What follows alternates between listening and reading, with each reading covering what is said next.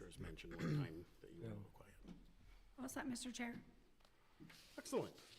Okay, with that, I would like to call to order the February 16th, 2026 regular meeting of the Genoa Charter Township Board at 6:30 p.m. I would ask that you all rise and join me in the invocation. Heavenly Father, we gather tonight thankful for the opportunity to serve our community. We seek your guidance, wisdom, and support, and ask that you help us engage in meaningful, respectful, and constructive discussions. Please open our minds to the ideas of others and grant us the ability to work together for the good of the people, even if we hold differing views. May this meeting be productive, and may our actions reflect a spirit of service and unity.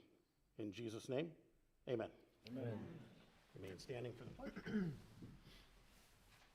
I pledge allegiance to the flag of the United States of America and to the republic for which it stands, one nation, under God, indivisible, with liberty and justice for all.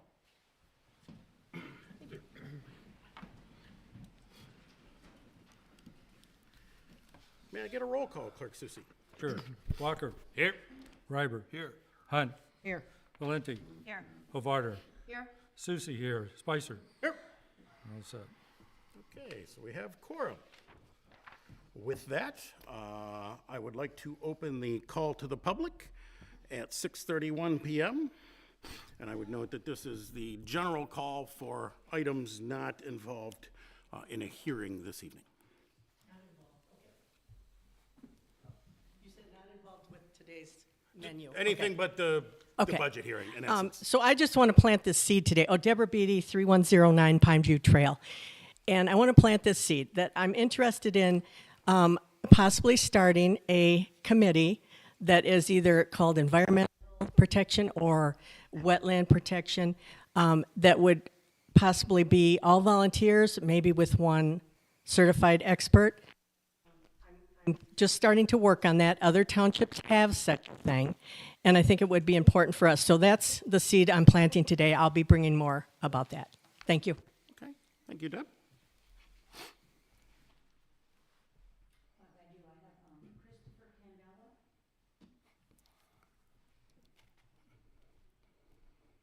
Thank you and good evening. My name's Christopher Candela. I'm running for Circuit Court Judge here in Livingston County. I just wanted to come out this evening to introduce myself to you guys, tell you a little bit about me. I'm running for judge because I want to bring a focus to public safety, law and order, and really good old-fashioned common sense and courtroom efficiency. I have a proven record of focusing on public safety as a senior assistant prosecuting attorney in Eaton County, where I currently work. I've handled cases from traffic tickets all the way up to sexual assault and homicide, and I've argued in, I'm also the appellate specialist out there, so I've argued in every level of our judicial system, from the district court all the way up to the Michigan Supreme Court. So I've seen I've seen our judicial system from every angle, and I've seen what works in the courtroom, and I've seen what doesn't work. And that's a primary reason why I'm running for Circuit Court Judge. My wife and I, after finishing our education, came back to this community, put our roots down, bought our first home. We're invested into the future of this community looking forward, and public safety is of importance, I think, for everybody in keeping our family and our children safe.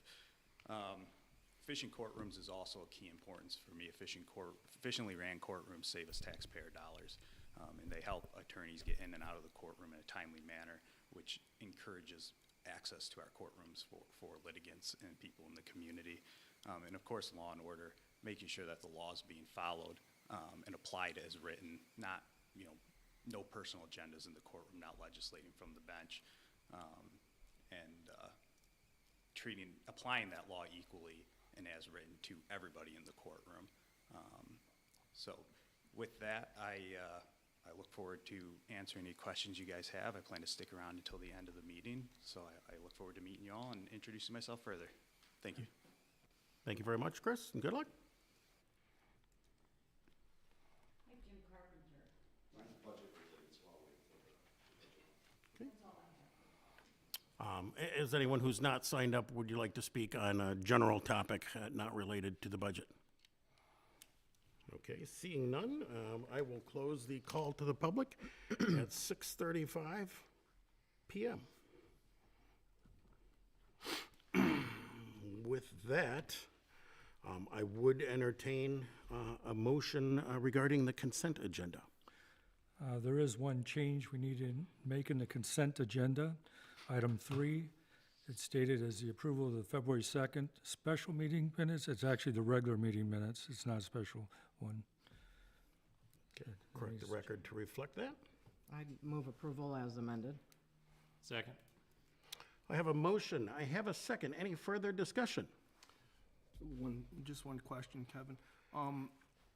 This is on the payment of bills on page number 6. There's a, and I don't recognize the name, so I'm asking, it's a Bloom Sluggett PC, General Township Legal Fees. What service, what are they working on for us? Yeah, so that's Matt Watsa and Mike, excuse me. And he is communications related, telecommunications related specialties. So that has to do with the underground utilities, the cable companies that are coming in. He negotiates the percentage rights fee and the PEG fee.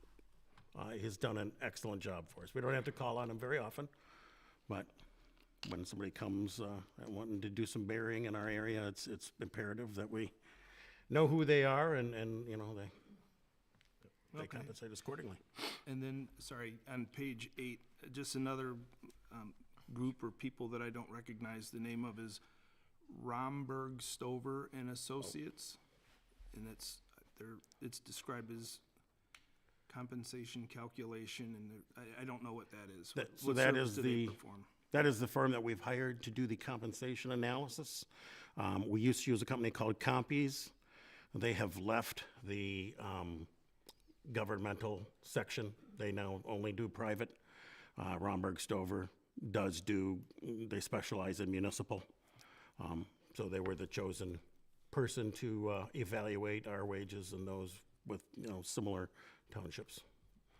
We are awaiting those results and hoping we have them back before we have to approve the budget. Thank you. Absolutely. Any further questions? Seeing none, I would ask all those in favor to signify by saying aye. Aye. Opposed, the same. Motion carried. I would now entertain a motion on the approval of the regular agenda. Mr. Chair, we also have one change in that under number 6, consideration for approval of the special use site plan. It says 250-gallon above-ground fuel storage. That's 300 gallon storage units. Okay. We will note the change. And again, I would, And I'd make a motion to approve the regular agenda as amended. Second. okay, I have a motion. I have a second. Any further discussion? Yeah, I know that our ordinance, I think, originally said 300 gallons, but I seem to remember that what we voted on was 250 gallons, right? The ordinance allows 2 500s or 1,000 total on appropriate. And the planning property. commission voted on 300s. Yeah, we double checked the minutes, is how we made sure that wasn't a slip up in the application or something. The application does read Okay. 300s. Yeah, no, I get it. I think it was a slip up in the agenda language at the planning commission as well. The application, the materials were all for 300. The agenda language said 250. I copied and pasted the language here, so that's why we saw the mistake duplicated here. Okay. But what was in the materials was 300. Okay. With that, any further discussion? Seeing none, I would ask all those in favor of approving the amended agenda to signify by saying aye. Aye. Opposed, the same. Motion carried. Action item number 4 is the public hearing on the proposed fiscal year 2026-2027 budget for Funds 101, 202, 208, 212, 249, 250, and 401. Item number A is going to be the call to the public on the budget. So at 6:40 PM, I would like to open the call to the public portion of the public hearing on the fiscal year budget.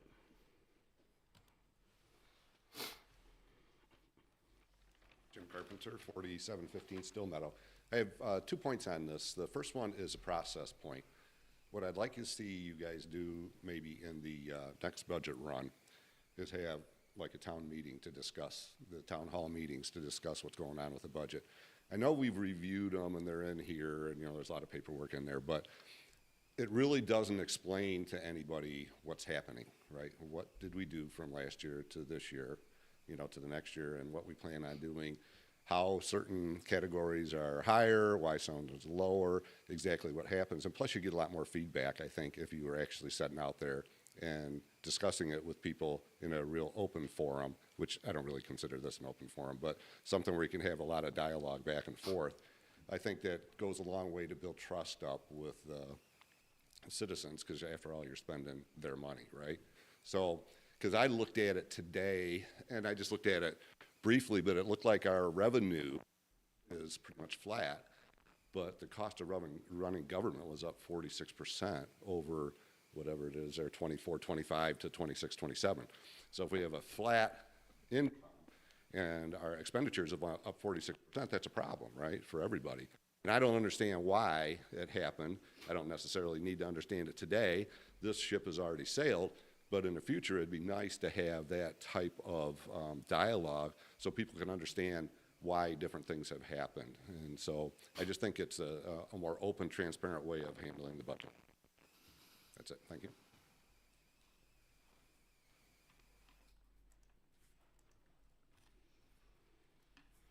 Good evening, Susan Nichols, 4935 Fairways Drive.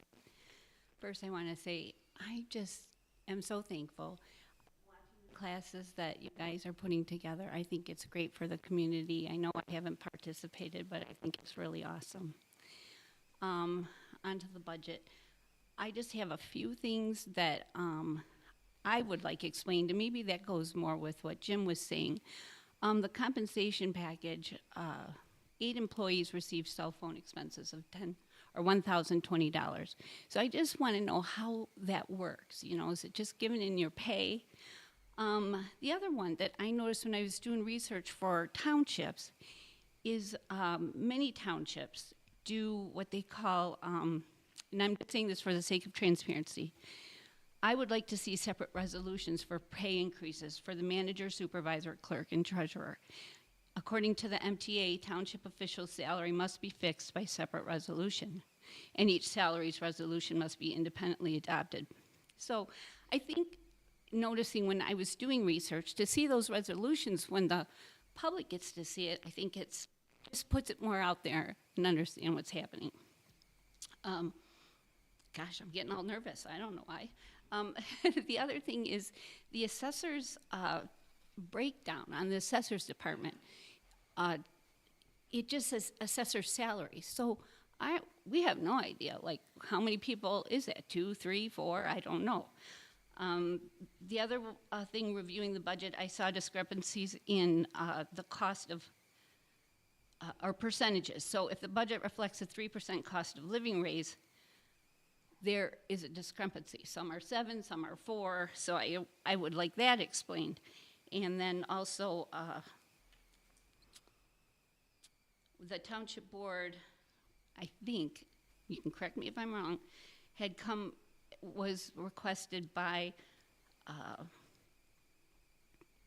don't know who it was, if it was the manager or not, but $70,000 in total for medical insurance, so it didn't have to come out of the employees' pockets. Yeah, so that's what I mean. I don't know what that is, so if somebody could explain the details of all of that, that would be really helpful. Thank you. Thank you, Susan.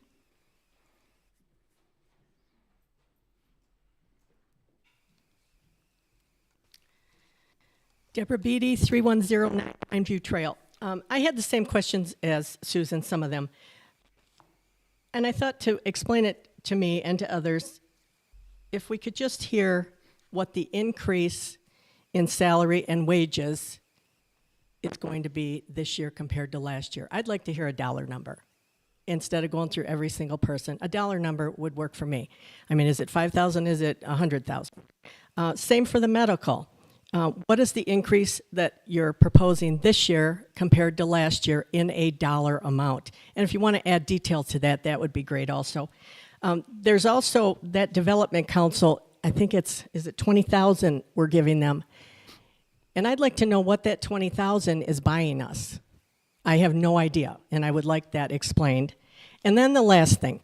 The last meeting, you had a lengthy discussion about conflict of interest over voting on something that was in the budget that would go to the Brighton Senior Center. And I agreed with your decision that that was not a conflict. But now we are at the point where we have all of you basically voting on your wages and salaries. And so I'm wondering how you are dealing with that conflict, which definitely seems like a conflict. So those are things I'd like to hear about. Thank you. Thank you, Deb.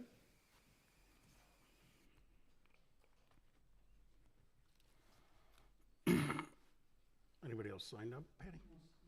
Okay, no further signees. Would anyone like to address the board regarding budget items on the call to the public for the budget? Okay, seeing none, we will close the call to the public budget hearing at 6:46 p.m. and open Part B, which is a board discussion. A few things I just want to mention. So revenue is actually going up 300,000. It's not neutral. Let's see. The resolutions for pay, that's by statute. We have to do that, so you'll see that. Yep, that was in last year's final packet, and that'll be in this year's as well. I'm not sure if we've done resolution for the manager. It's the 3 elected officials. Yeah, the elected officials. She asked for the manager as well. Oh. Okay. The discrepancy, the 427, there is one person who their wage, their cell phone allowance, and one other thing, I sent that to you today, Bill. Longevity. The longevity bonus were actually not calculated in this year. They didn't show up in this year's number yet, so that would have thrown that calculation off. The employees actually, their contribution went up 10%. 25. 25%, excuse me. Numbers going everywhere in my head today.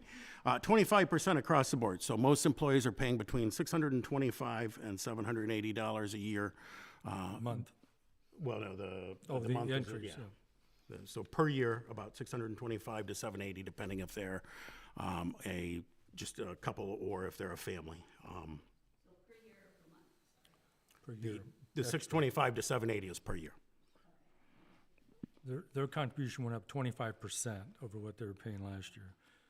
The township contribution went up less than 22%. This is, if anyone wants to go back and review the meeting, this was all discussed here at this table. And I should know the exact date that it was. I apologize, I do not. It was Kim Lane, our human resource director, brought and presented it to the board. I believe it was in November. Yeah, I think you're right. So those were just a few comments I had on that. I thank everybody for your input. Thank you for speaking. At this time, I would appreciate any input from the board regarding the budget. I was confused with Jim's comment about the budget not reflecting last year, because it's already here, our activity and what our budget for last year and our budget for this year. So you see all the same numbers there for last year and this coming year side by side. So there should not be any confusion about what we spent, what we didn't spend, so forth. And also the comment in regards to the notations, why it went up and down, those are all noted on the budget notes on the side as well. So I don't understand why that was a confusion for you, Jim.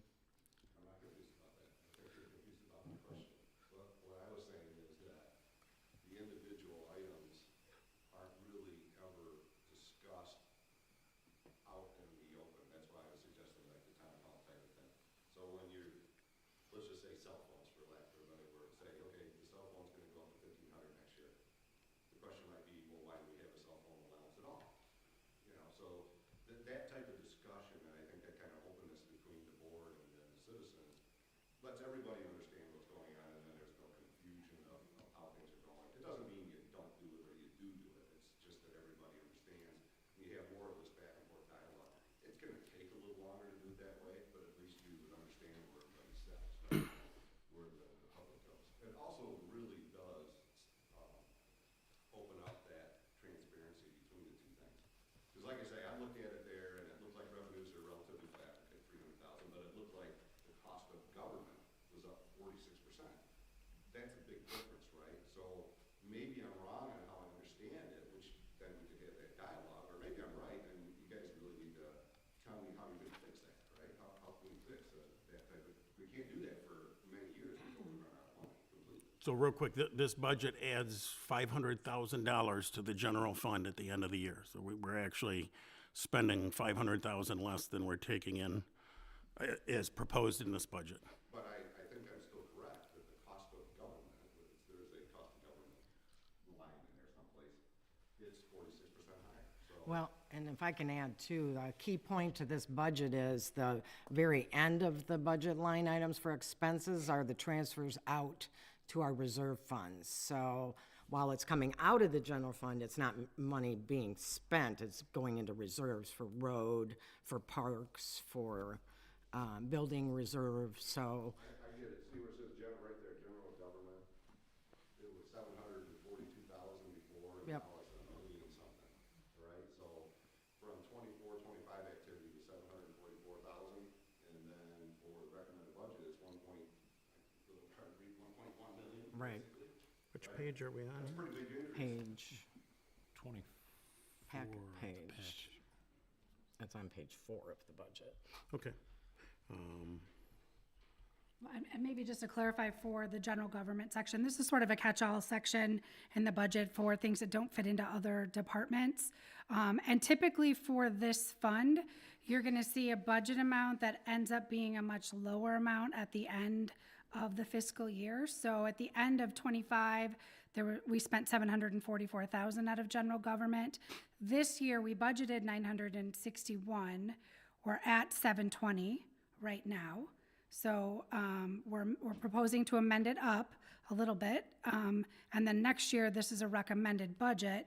Just because there's a budget number doesn't actually reflect spending until the end of the year when you see the final report.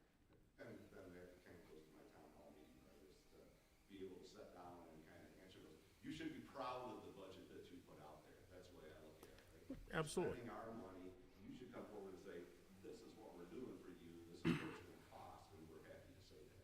That's what I want you to say, and then you to say, hey, guess what, we don't like that at all. Or we say, yeah, we agree with that, and it sounds like a good deal. So that was kind of my point. Okay. Thank you for the clarification. Can I answer the cell phone question? Yeah, real quick, and I'm sorry, Deb, I didn't mean to ignore your question. The EDCLC is Economic Development Council of Livingston County.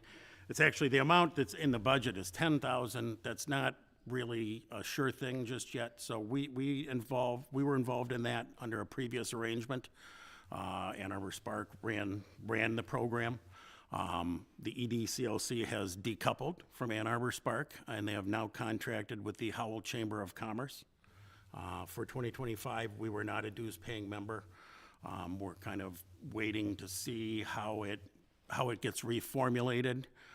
We would be the only county of our size that didn't have an Economic Development Council. So I don't think not having one is a good idea. They're currently working on a way to get buy-in among all the municipalities, or at least a large percentage of the municipalities. You know, if there's only one or two people, you know, I doubt you're gonna see Genoa jumping in. But I do think it's a valuable service. I appreciate that it's been brought back to local area. Janelle Smith from the Howell Chamber of Commerce is putting a lot of effort in. She's very energetic, and she's very pro-business here in Howell.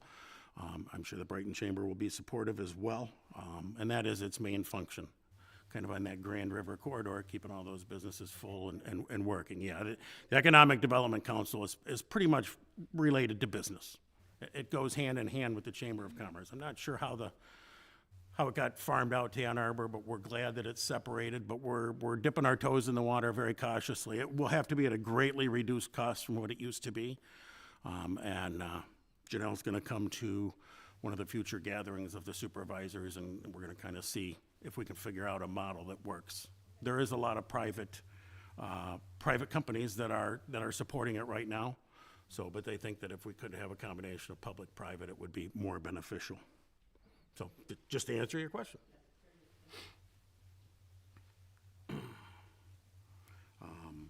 And I'm sorry, I didn't mean to I was gonna cut you answer off, the cell Candy. phone question.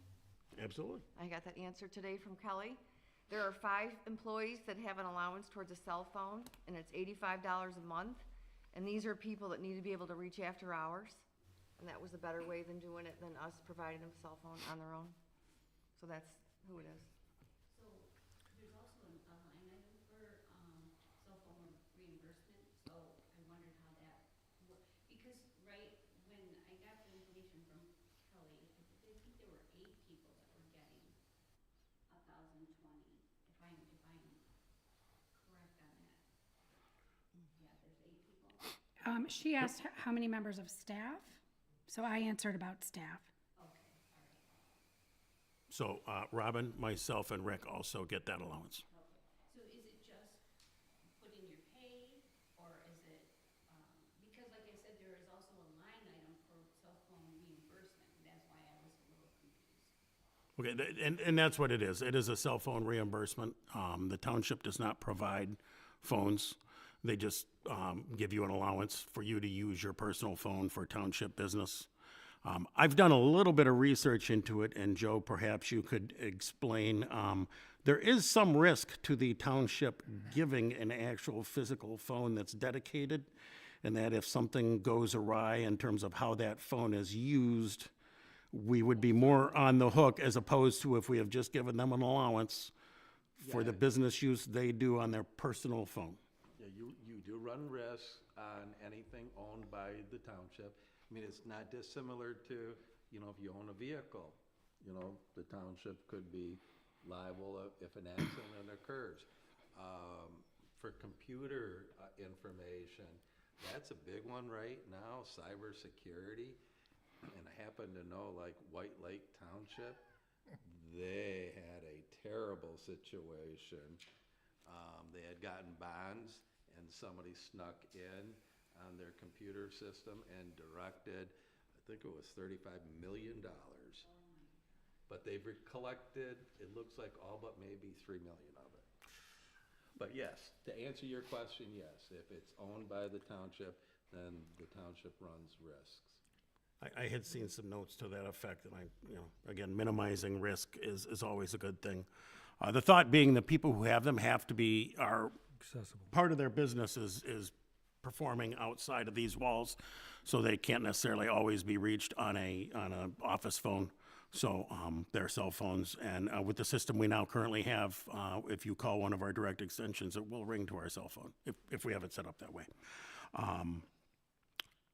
So it just enables us to provide better service to the people. So that means 8 people are getting some sort of reimbursement then, you 3 plus the 5. Correctly. Eight Currently, total, yes. 5 staff, Okay, 3 electeds. Yep. okay. I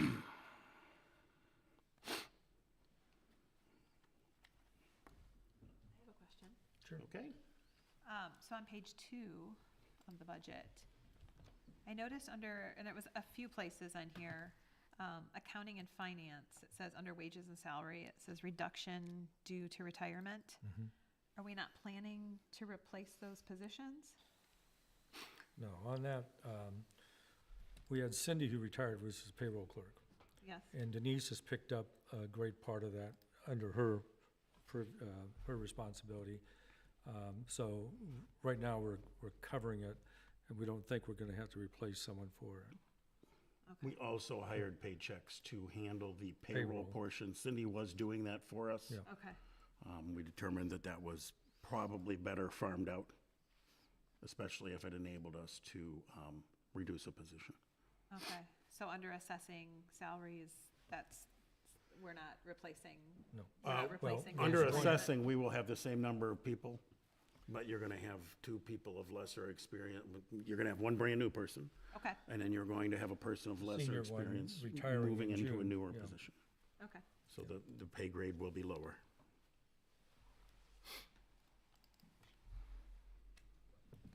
I had a couple questions. Absolutely. They're under Fund 101, and I don't have, I'm not able to find it real quick on the page, but there's a line item called IT contribution staff time. And I don't know what that would be. So I believe that is, Kelly can answer that one. okay, yeah, what I On emailed back to page you. 3, information Yeah. technology, that one? That is Greg's contribution for the Or time are you used. talking revenue? So the way we have the revenue sharing, excuse me, the cost sharing with MHOG. So a portion of the IT is covered by MHOG, so we don't use our IT department 100% of the time. So that is the portion that Okay. MHOG That's clear then. covers.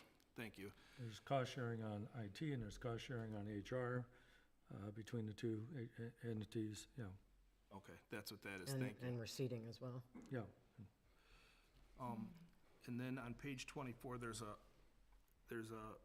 it's a new line item, it's for recruitment, for $5,000. And I just was asking the question, are we putting that in there to cover the cost of recruiting new employees? And I guess who do we think in 2026, 27, we need to recruit? So in the past, Bill, we didn't have that line item, and the township struggled on where to drop in the cost for recruiting for different positions and so, because we pay a company to find people for us, give us resumes and all that kind of stuff. So now we decided to put a line item for recruitment in there. It's not necessarily earmarked for anything particular, it's just a budget item. It doesn't mean we're gonna spend it or not spend it. But if we do have a hire during the course of the year, at least we have a place to drop it. We are not currently anticipating any employees leaving, but, well, I guess, Well, Laura. we know of one, so that's already been accounted for. And we're going to replace in-house, most likely. Possibly. Definite maybe. I had just a couple more, they're easy ones. Rick had a good idea, I think, in our last meeting. He was going to discontinue automatically sending mailers out to people that were gonna be, I think it was absentee early voting or something like that. It's the Or a application. Applications. And I know what you're gonna come to, we have a budget in there, but we still have to send them a letter telling them we're not gonna do it anymore. So there is one more letter going out to them, telling them we're not doing this anymore, so we have to pay for that expense. No savings this year, however, Next year. future years, yes. Yeah. Okay. Is that what you were getting at? No, well, there was a line item in there for mailings and things like that, and I thought, oh, didn't we save Yeah. $7,000 or something like that on these mailings? I thought we would have seen, oh, it was 24 and now it's 17 because of this. We have to mail one still too, Okay. to get rid of it. In fact, that just went out. That mailing just went out. And year over year for this year will be, there's some big swings in the even numbered versus odd number years for gubernatorial and presidential elections in terms of the mailings. Yeah. So off year with no election, it's much cheaper. And this year we have 3 elections. Yeah, sorry, 2 more. No problem. Page 24, there's an item for contractual services and consulting for 17K. What type of consulting? In the notes, so 12 of that is paychecks. So that's kind of, It's a payroll automated yeah, system? that's been moved from, an employee to a contracted service. And that is going to be a little higher this year because with 3 elections, there's going to be a lot more temporary staff. So that number will be higher this year than next year. It also includes network solutions and for firewall and what's the word I'm looking for here? Server upgrades. And then Go-To is our phone provider, and sometimes we have to have them, give us a thing or two to help us with the phones. So it's not that we're necessarily going to do that, but if the phones crash, we're calling them. And then last one, sorry. No problem. Page 35, and you hit a magic word there. There's 25,000 for firewall updates. And I know we've got a big hitter item for like $200,000 further up in the budget, and you had just mentioned a firewall in this line right here. So is that a preventative cautionary? Very much so. It has very much been stepped up. And Trustee Walker sat in on a meeting with Adam and I that we had with the Michigan State Police Cyber Crimes Unit. And they actually evaluated our systems, and they grilled Adam pretty solid. And he passed with flying colors. And they talked about some things that we should be looking into. So that could almost be called the Kazakhstan tax. Some of the Eastern European nations love to see if they can get into our stuff. And as Joe said, maybe borrow $3 million here or there. So we are making great efforts to make sure that that does not happen here. And the hackers keep getting better, so we have to keep getting better on our end. So unfortunately, that is something we are going to have to continue. It's not like a one-time and we're done, unfortunately. Okay, thank you. Absolutely. That's all I had. Thank you for bringing it up. Anyone else? I'd just like to, there's a lot of time and effort put into this budget, and I thank Kelly and Kevin especially, and, Rick and I had a play in it, but mostly Kevin and Kelly. There's a lot, and Denise. Denise, A we lot could of not time do and this effort, without Denise. She knows our numbers inside and out. and appreciate it. Absolutely. I do think it's an excellent budget. We do have to start to look at the growing fund balance. It's getting a little high. So we need to kind of determine our priorities. Do we want it to remain that high? We're at about 60, I wrote it down. Pardon me. And I guess that kind of goes hand in hand with our capital plan and master plan. Exactly. We'll know a little survey. bit more. Again, this could be a great source if people have determined that they want to purchase either development rights or outright purchase property. 62.7%. Yeah, 62.7, yep, is the current number. Last year it was 61.2. When we took over, it was 43.5. So we have been watching the dollars and building the fund, which is excellent. However, our job here is not to just hoard money. So we need to determine what services the people would like, what they want to see. I know one thing we've discussed is potentially not increasing the amount that the residents match for garbage pickup. We've been increasing that pretty significantly to reduce the township burden, and that's helped this number quite a bit, but that might actually be a very valuable service that everybody gets to participate in. So a lot of people would say, well, gee, if we got extra money, just give it back to the township people, right? Can't do that. Can't do that. And there becomes a ceiling when the state jumps in and starts telling you have too much money, and they want it returned to them. And what you would see back, for every dollar we send them, maybe 1.5 pennies back to you directly. So we don't want to give it back to the state. We want to find the right places to spend the money in the right way, So, well, we have the lowest millage in the area. I mean, it's just. We're one of the lowest in the state. In the state. I mean, we can't do the property tax. I mean, you've heard it before, the amount of money you pay on property tax, what this township receives, on the average bill out there, we receive $140 is all of it. That's all we get out of your $6,000 or whatever you're spending. So it's a very small percentage that comes to the township of your property taxes. Robin is updating her pie chart I am. with a new and interesting visual aid to show you exactly What you see your where dollars your being tax spent money goes. and how much the township actually gets is a very, very small percentage. The sliver of the dollar is very small for Genoa. The schools are definitely the bulk of the tax bill. Which we have no say over. I ask one more question? I know, Rick, you had said that the township, or the taxpayers,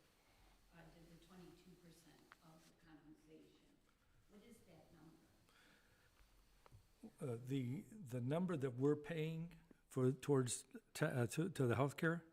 22%? Is it 65 or 70,000? What is that number, Kelly? How much the township's paying for The healthcare? dollar amount, yeah. How much the increase was, and I don't have that in front of me. So, the total with the secondary change that was made by the board is about 75,000.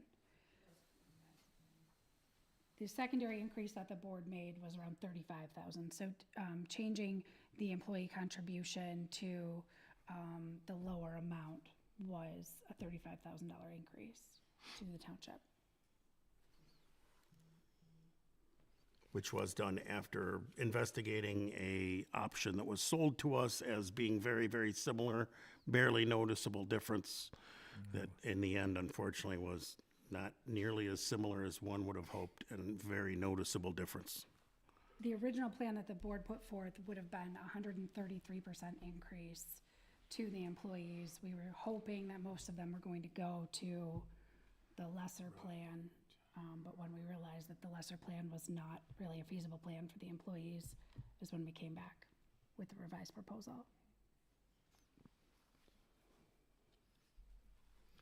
Well, and I guess on the note of the healthcare and the employees, I've heard comments that the employees are asking for 3%. That is not the case. This is proposed by us, putting this, but working on this budget and the board to vote on. This isn't an employee request. And then I've also heard that we agreed to cover that 75,000 so that the employees wouldn't have to pay out of pocket. And as just discussed, the employees, their contribution went up quite a bit this year. And they actually ended up taking a pay cut in December. So they're getting less in their, not a pay cut, but they're getting less take-home pay because of that increase in their health care contribution, so. And I will say one thing about having your fiscal year be a little offset from everybody else. Investors Business Daily pegged the current right now raises that most, or the added cost of labor that most companies are figuring in, is right at 3.5%. That's like, if you Google it, that's like everywhere across the board. Yahoo Finance, you name it. So 3.5% is the pretty standard raise in the private sector. So I think we will have a cost of living that's a little less than that, and then there will be some, I personally like merit raises. I'm not a big fan of, they call them peanut butter raises now, I guess that's a fancy little name, where it's the same percentage for everybody across the board. I'm not a huge fan of that. I'm a little more of a merit-based kind of guy. So I've spent my whole life, so that's probably how we'll do it. It will be up to the department heads to determine, who deserves what. Any further comments or questions? So, at this time then, I would go ahead and close the public hearing on the budget. Thanks, everybody, for participating. Thank you, board, for all your questions. We have No. 2 more weeks before we will vote on this. If you have any questions at all, supervisor@genoa.org. Kelly is kelly@genoa.org. Rick is clerk@genoa.org. And Robin is robin@genoa.org. Any of us would be more than happy to meet with you, to provide whatever information you want, answer any questions you may have. Please reach out. Staff is here to help, and that's what they want to do, and we're here for you. So just let us know any questions you have, and we'll be happy to answer them. Moving on. Action item number 5 is the consideration of a recommendation for approval of a special use site plan and environmental impact assessment for a proposed indoor dog park, coffee shop, and bakery. The property is located in the existing Country Corners Shopping Center, 4060 Grand River Avenue, on the southeast corner of Grand River Avenue and Lanson Road. I assume we have some representatives from the property here this evening.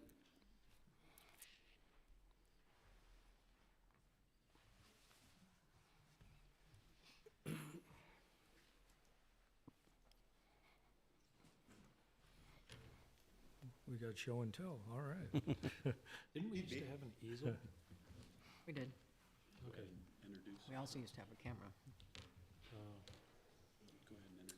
Hi, I'm Stacy Phillips. I am the owner of Paw Grounds. We are looking to open in the spring. It's going to be a coffee shop on one side, separated by a wall with a dog park on the other side, and also a little outdoor area. We'll be doing a lot of community events. We're hoping to do adoption days and things like that. We just really want to focus on community and being a meeting place for people in the area. Excellent. Welcome. And actually, real quick, I'll just say, I read through your business plan, and you've obviously put a lot into this. Very impressive, actually. And, I think most businesses, don't plan to fail. They fail to plan. And it looks like you've really done your homework. I was very impressed. So congratulations to you on that. And if the project is approved, I wish you the best of luck. This is a very interesting concept. Definitely new to me, but I will say I've heard a lot of chatter and a lot of people really excited about this coming, so. Good job. Go ahead with the presentation. I didn't mean to interrupt. Well, actually, my name's John Eckstein. I'm architect with Lindout Associates, and we're really just here to help facilitate Stacy's dreams. So it's a pretty basic plan. She did some extensive site studies, looked at other properties, and this really fit her well because of a lot of the equipment and everything is all in place. So rather than starting from scratch, it's a good starting point. So that's why it was selected.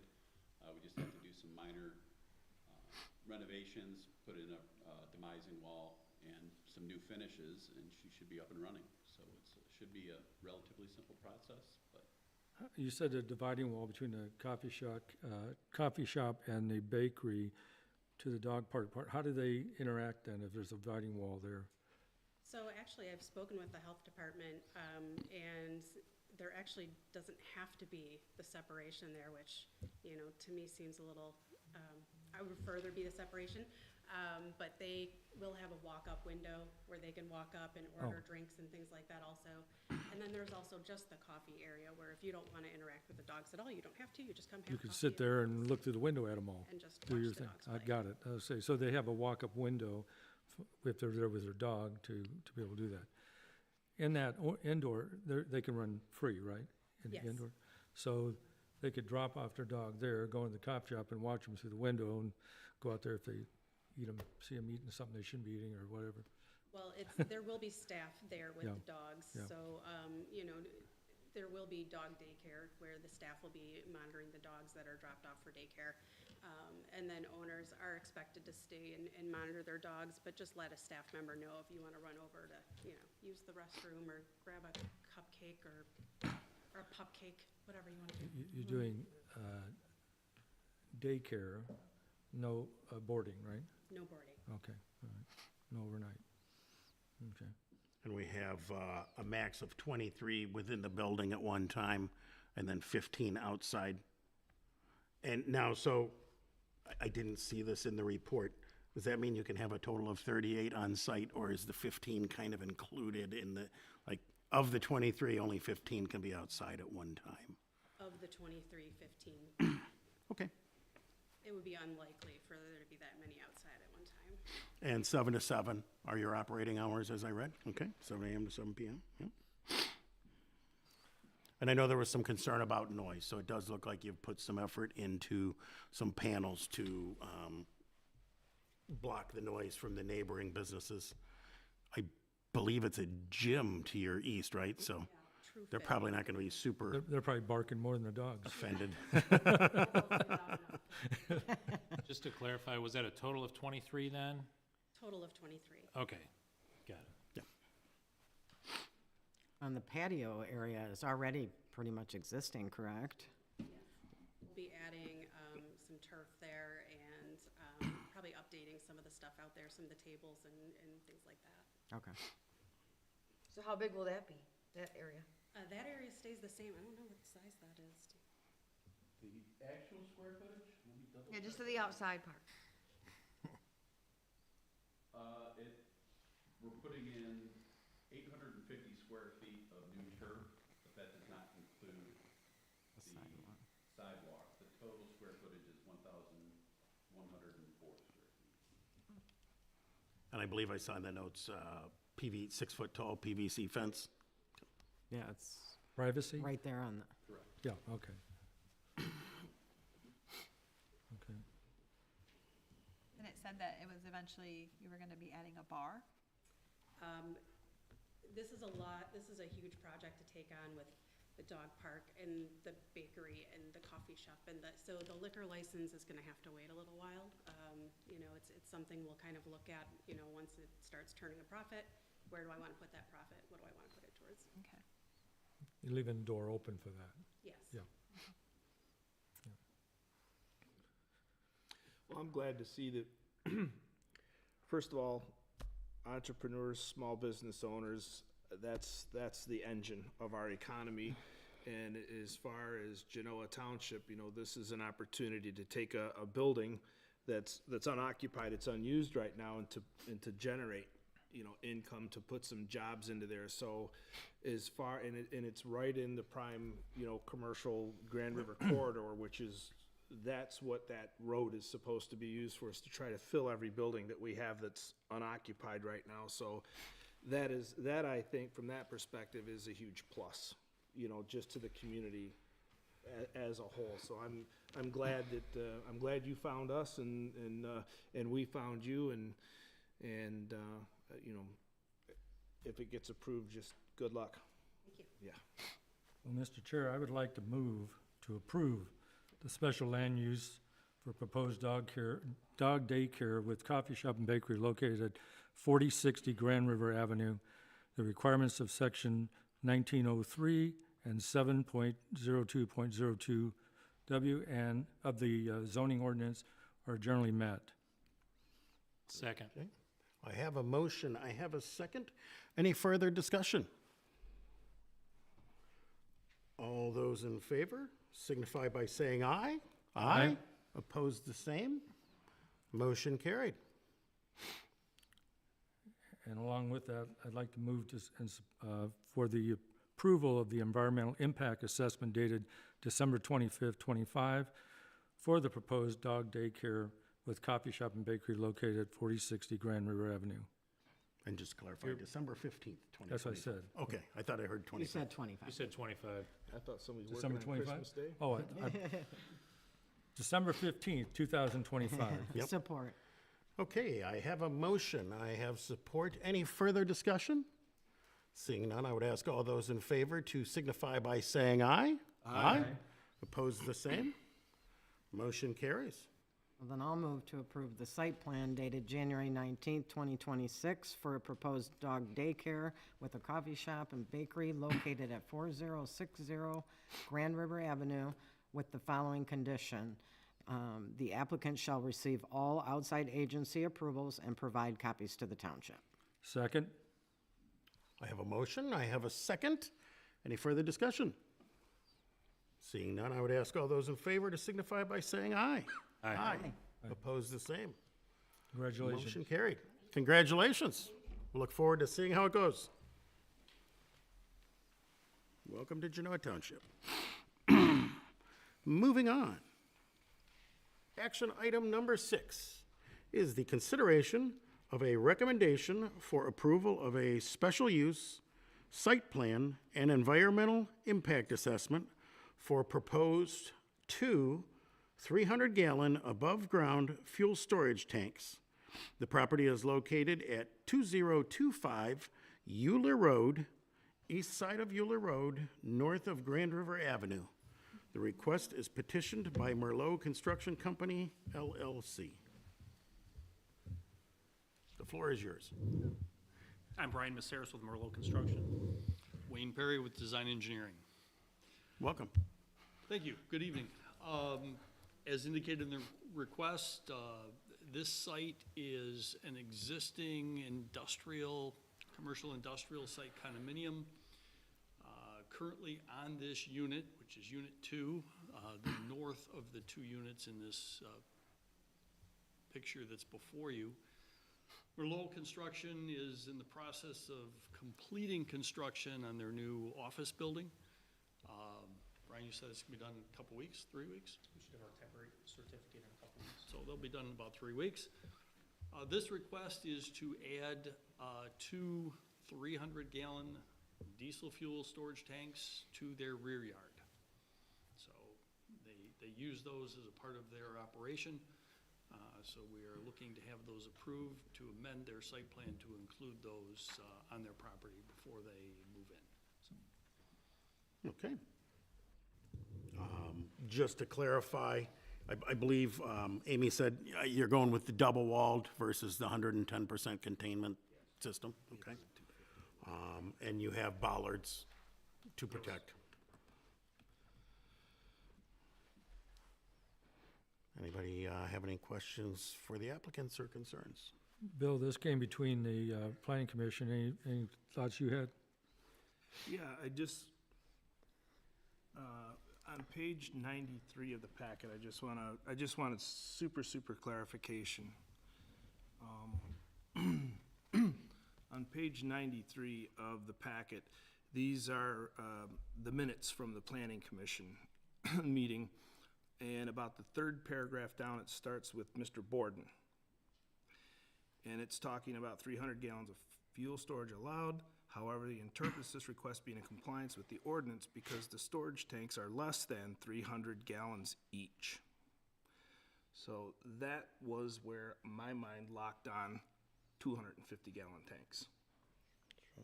So I just wanted that to be clarified. Okay, well, that explains why we may have had the typo there. So just to clarify, I'm not sure 250-gallon tanks are super common. Heck, 300 are going by the wayside. 500 is a little more common these days. So what you're asking for is 2 300-gallon tanks. If you actually go to the page before that on page 92, and the part that's highlighted yellow, it actually says 2 250-gallon above-ground fuel storage tanks. I did see that, I looked, yeah. Which was Kelly's comment that Yeah. she thinks it was a typo from, I mean, it's your intent, you're asking for 2 300-gallon tanks, correct? Yeah, actually, the fuel tanks are going to be provided by Corrigan Oil Company. Their standard tank size matches your ordinance, it's 300 gallons. 250 gallons is an odd size. It would be a special order, it doesn't actually exist. I think the next size down is 240 gallons. So that would be an odd size tank. Okay, that's why I locked in on 250 because. Okay, well, understood. It's here, so. Plus, it says it right there, too, yeah. Yeah, so, no, that's, I kind of pay attention in my meetings, and the 250 came to mind. Oh, absolutely, absolutely. So, this came before the planning commission, and there was a little bit of contention. The neighbor that had a 5-acre country estates that is adjacent to the property had a list of, I don't like this, and I wish things were this. So they had a list of, I'll call them grievances, but it seemed like Merlot was trying to be a good neighbor. They were making corrections, putting, I think, timers on lights so the afternoon construction crew is, and they made accommodations, it seemed like to me, during the board. It seemed reasonable what they were doing. And I think Amy made 2 good comments here. And they are building a berm to try to shield the residents, the private residents, from the visual aspect of it. But she did make, 2 very good points that when the residents that purchased that property, the 5-acre country estates, they had known what was going in next door, how it had been Or at least that it zoned. would be an industrial use. Maybe Right. not that this is what it would be, but Yeah, and the other thing is that Amy made the point that the grievances, we had seen a copy of the grievances for the first time, in our meeting packet, so, and I think it was the same for you were looking at it for the first time that evening, so it wasn't something that started a year ago, and then 3 months later, another complaint. She might have put together the records, but she never voiced her opinion. And some of her grievances, I mean, I can appreciate it, Yeah, absolutely. I can appreciate I it. mean, for however long they've been there, they've had a vacant lot next door or something less improved than this, but, people do have a right to use their property within the zoning ordinances, so. Is there any It's a buffer balance. between these two, and shrubbery or anything that, or will they see? Just now. There's a little bit of an Storage. existing one, but they are going to build. There's both. I mean, there's some existing, we planted, I don't know, 80 pine trees on top of a 5-foot tall berm, plus or minus. But you can still see the building, obviously. Sure, sure. The buffer that was constructed exceeds your zoning ordinance requirements for the All right, buffer. thank you. And Amy pointed that out, so thank you. Concurring with Bill, I mean, we do appreciate the residents' concerns, I read through them. It's one of those ones where you have to balance out, and, it sounds like you guys have made quite an effort to at least try to, do everything within your power to make it tolerable, and building a beautiful building. So that's a beautiful addition to Genoa Township for sure. Yeah, I'd also like to thank you for working with the neighbors and adding some more to it, just to try to work together. And we did discuss about the ordinance regarding construction, because I know you're in the midst of constructing your second building right now, so that activity is limited to not start before 7 a.m. and I think complete by 7 p.m. There's like a 12-hour window for construction. Is that correct? Correct. So we're not constructing the second building, so there's the second building that will begin, we're not involved with that. That's another contractor. Okay, but okay. But, yeah. But I think her complaint was more of just the day-to-day business of moving things about, you moving your trucks in and out there and everything, and Like I mentioned during the planning commission, we're gonna operate within the ordinances that are available to us. And again, we're not gonna manufacture anything here, we're not gonna do construction here as soon as the building's done. And even right now, I mean, they're, doing some touch-up paint and stuff, putting some tiling in, I mean, it's, all the heavy lifting's done at this point. Which, if I'm not mistaken, non-emergency equipment is 7 a.m. to 10 p.m., I do believe. So, yeah, as long as they're not running equipment outside of those hours, they are entitled to that use. So. there was some issues with some fencing around the storage tank and the pad and everything, but they're gonna make corrections to that to get it compliant with the ordinance, so, I thought that the meetings went well, they presented themselves well, and they tried to be a good neighbor and address the concerns. Excellent. Does anybody have any further questions or concerns for the applicant? At this time, I would entertain motions. I move to approve the special land use to install 2 300-gallon above-ground fuel tanks from previously approved contractor office / outdoor storage yard for property located at 2025 Ewald Road. The requirements of section 19.03 and 13.07 of the zoning ordinance are generally met. Second that. Okay, I have a motion, I have a second. Any further discussion? Seeing none, I would ask all those in favor to signify by saying aye. Aye. Opposed, the same. Motion carried. Go to the environmental impact assessment. I'll move to approve the environmental impact assessment dated January 16th, 2026, to install 2 300-gallon above-ground fuel tanks for a previously approved contractor's office / outdoor storage yard for property located at 2025 Ewald Road. Support. Okay, I have a motion. I have support. Any further discussion? All those in favor signify by saying aye. Aye. Opposed, the same. Motion carried. I'll do the last one. Okay, go for it. I'll move to approve the site plan dated January 19th, 2026, to install 2 300-gallon above-ground fuel tanks for previously approved contractors' office / outdoor storage yard for property located at 2025 Euler Road. Second. Okay, I have a motion. I have a second. Any further discussion? All those in favor signify by saying aye. Aye. Opposed, the same. Motion carried. Thank you. Thank Good you. luck. Thank you very much. Welcome to Janelle. Action item number 7 is the consideration of a recommendation for approval of a special use, site plan, and environmental impact assessment for a proposed expansion of outdoor storage for the existing truck and trailer. The property is located on the west side of Grand Oaks Drive, south of Grand River Avenue. This request is petitioned by Truck and Trailer Specialties. Welcome, gentlemen. Just a couple notes, Mr. Chair. Thank you for the prayer to open with. I appreciate that. I appreciate you decoupling from Spark. I think they were a total waste of money from my experience. To Rick's point, I'd like to pay $6,000 in taxes. If we can do that, that'd be great.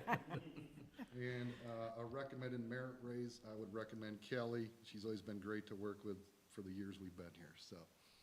Thank you very much for that input. We appreciate it.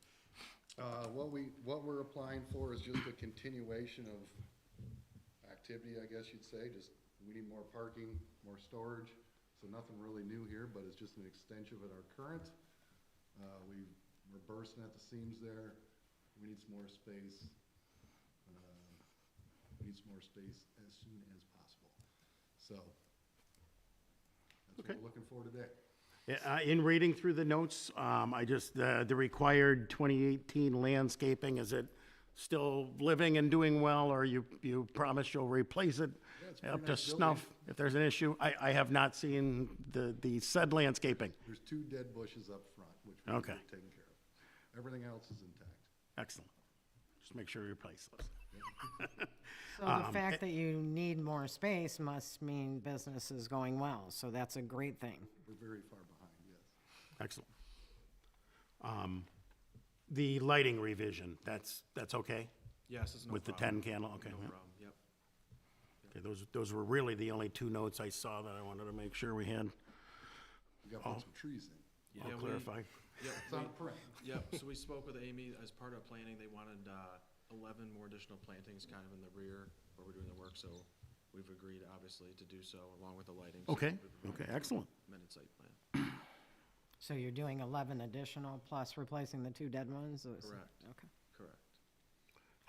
Now, I hate to bring it up, but I think I heard rumblings that you may have started this prior to getting our approval. Those rumblings are So, probably correct. I didn't know we needed approval, but. well, I thank you for being here now. We stopped. We Okay. didn't continue work. Yeah, it was a little tricky because back in 2018, when this was fully approved, there was part of the plan that said, future expansion. There was like a total of 7 acres, and I think that's where some of the confusion came in. It was exactly for what's being proposed, and so exactly like Brian had mentioned, there was. Just didn't realize that when you expanded, you have to go for approval for We're those. trying to help traffic. They were moving dirt at Hobby Lobby. We're right next door. Yeah, yeah. Just trying to help out traffic. Be a good neighbor, right? Well, I thank you for coming and taking care of it. In a timely fashion. Wish it could have been sooner, but. Any, Bill, how was this one at the Planning Commission? Any questions, concerns that they had that weren't expressed in our packet? No, I don't think that they really had any concerns. I think it was, they started a little bit early and Mr. Roush did the, don't do that anymore. You beat me up a little bit. Pardon? You beat me up a little bit. I just ask questions. But one of the things is they have asphalt millings on their current property for the storage yard, and I think they were allowed to do that for the first section of their storage lot. So I think the ordinance said paved, but we just said, okay, just to be consistent, and because you were given that the first time, we'll just let the other half of it so that it looks nice. Go And I ahead. asked Amy about that, just out of concern, and Joe, if you wouldn't mind stepping in, just because we've allowed this one parcel to use millings in the place of a hard surface, we're not locked into allowing that for the rest of our lives. That went before the planning commission, right? And they talked about it, so yes, no, you're not locked into. So yeah, that would be the only concern, is establishing precedent, so. And it's not a traffic area either, so. The ordinance allows us to make that deviation upon a finding that there would be no adverse impacts. Okay, oh, okay, good. So, I mean, the meeting went fairly well. I mean, Eric knows what he's doing. I mean, that guy is just smart at what he does, so I get to learn a lot from sitting next to him. Excellent. And you could tell he did his homework before the meeting, and he's a good person to have on the planning commission, 100% for sure. The rest of the people are too, but because I sit right next to Eric, I kind of chat with him a little bit. Sure, no, absolutely. But this is good. Sounds like you guys might be hiring some people. We might know a recruiting firm. We pay 100% health insurance too, so. Oh, well, there you go. My goodness. Man, looky there. No out of pocket. My goodness, all right. Road Commission is coming into some extra money, so I have to hit them up for some more plows. Okay, with that, if there's no further discussion, I would entertain motions. I move to approve the special land use to expand the outdoor storage for existing truck and trailer specialties located at 900 Grand Oak Drive. The requirements of section 1903 and 8.02.02B of the zoning ordinance is generally met. I'll second it. Okay, I have a motion, I have a second. Any further discussion? All those in favor, please signify by saying aye. Aye. Opposed, the same? Motion carries. I'll make a motion about the environmental impact assessment. Okay. I make a motion to support the environmental impact assessment, to approve the environmental impact assessment dated January 20th, 2026, to expand the outdoor storage of the existing truck and trailer specialties located at 900 Grand Oaks Drive. Support. Did you get that, Patty? Whoever. Okay. I have a motion, I have support. Any further discussion? Seeing none, I would ask all those in favor to signify by saying aye. Aye. Opposed, the same? Motion carries. I believe we have a site plan to approve. All right, I'll go. I'll make a motion to approve the site plan dated January 20th, 2026, to expand the outdoor storage for the existing truck and trailer specialties located at 900 Grand Oaks Drive, with the 5 bullet points as listed in the memo dated, what's the date? February 11th. Second. Okay, I have a motion, I have a second. Any further discussion? Seeing none, I would ask all those in favor to signify by saying aye. Aye. Opposed, the same? Motion carried. Congratulations. Congratulations, gentlemen. Keep up the good work. And thank you for your kind words at the beginning.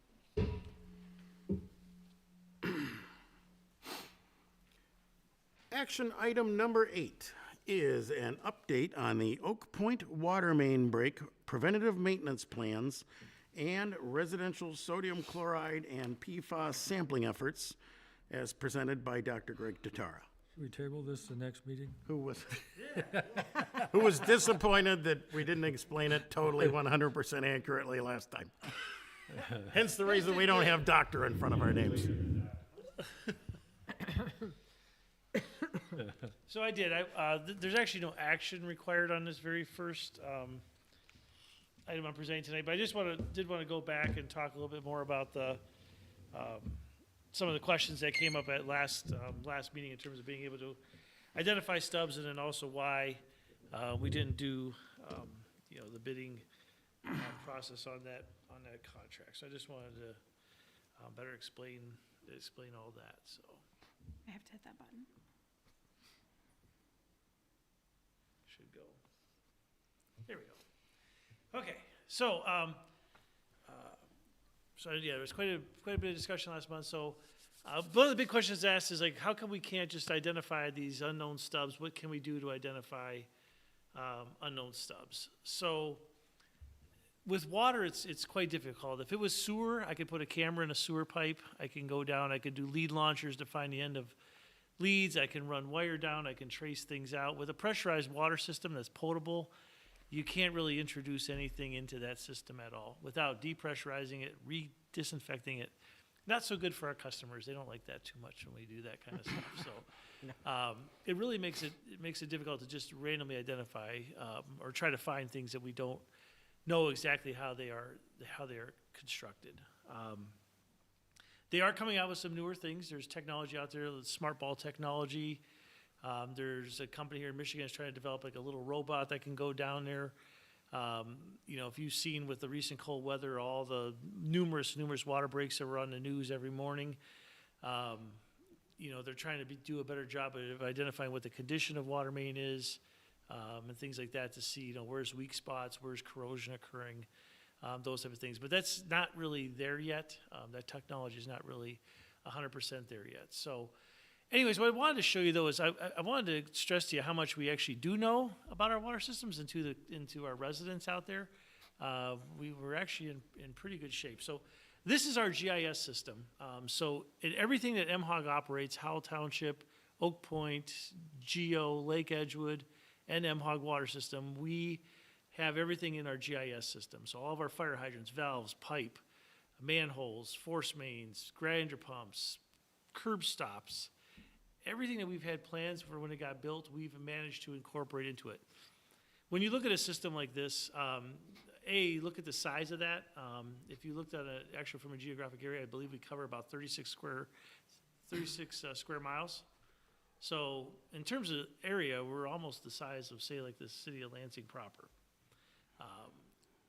So I just want to zoom in kind of here to this one area, and I know I gave you some handouts in your board packet, but so here's where that break occurred back in February. You have to give it 1 second to load in, but it'll draw in. So the break occurred right here. There is a stub shown there now because that's one of the nice things we have about GIS is as soon as we find anything in the field, our staff's very good about telling us about it, and then we draw it into our GIS system and input it. Even if it's only the best we can estimate from there, but we do get it in there so we don't have that question arise in the future. So we did put that in there. You know, the break occurred on, well, it was funny because when we were digging, you know, there's a big hole here, if you remember the pictures I showed you, you know, and everyone was expecting to find a pipe running this way back to a fire hydrant that's, you know, back here. And we found a pipe running this direction. So what the heck's going on? And you know, we didn't know that was like that. Where we do know there's stubs, like for example, right here, you know, if I looked at the plans for this, it would say MJ mechanical joint, which means that it's got a restrained joint on it. Although this is one of the ones that, you know, we'll probably likely like put in there. If you do click on a pipe, for example, I just wanted to show you, it's going to tell you what system it belongs to, what year it was constructed, class potable, that means it's a potable system. It's a distribution pipe. Its material is ductile iron. We're required by the state of Michigan to have all this information. We have to provide them with a general plan map every 5 years. So anyhow, this is all the information we carry on that. And then also, as you scroll through, you're going to get the parcel information. You're going to get our near map imagery. We do subscribe to Year Map, so all of our system is shown on aerials that are flown 3 times a year. So 3 times a year, we're updating aerials, which is very beneficial for our guys that do utility locating out in the field, so that, you know, they have a good sense. It used to be back when the county would fly them every 10 years. Our poor guys like looking at water main in what was showed as a cornfield, and there's roads there now. So we've come a long way in terms of being able to keep things updated and all of that for them. Another neat feature of all of our GIS, again, that we can give to our guys, and the cool things too is it's all on our phones. So every one of our staff can open up their cell phone. You guys talk about paying for a cell phone allowance. We pay that because we want them to have a robust enough phone and stuff that they can open up these plans on their phones in the field. And we do that almost daily. The staff does it almost daily for that. If you come here, and I just don't want to spend too much time on this, but you know, if I turn on the plan sheets,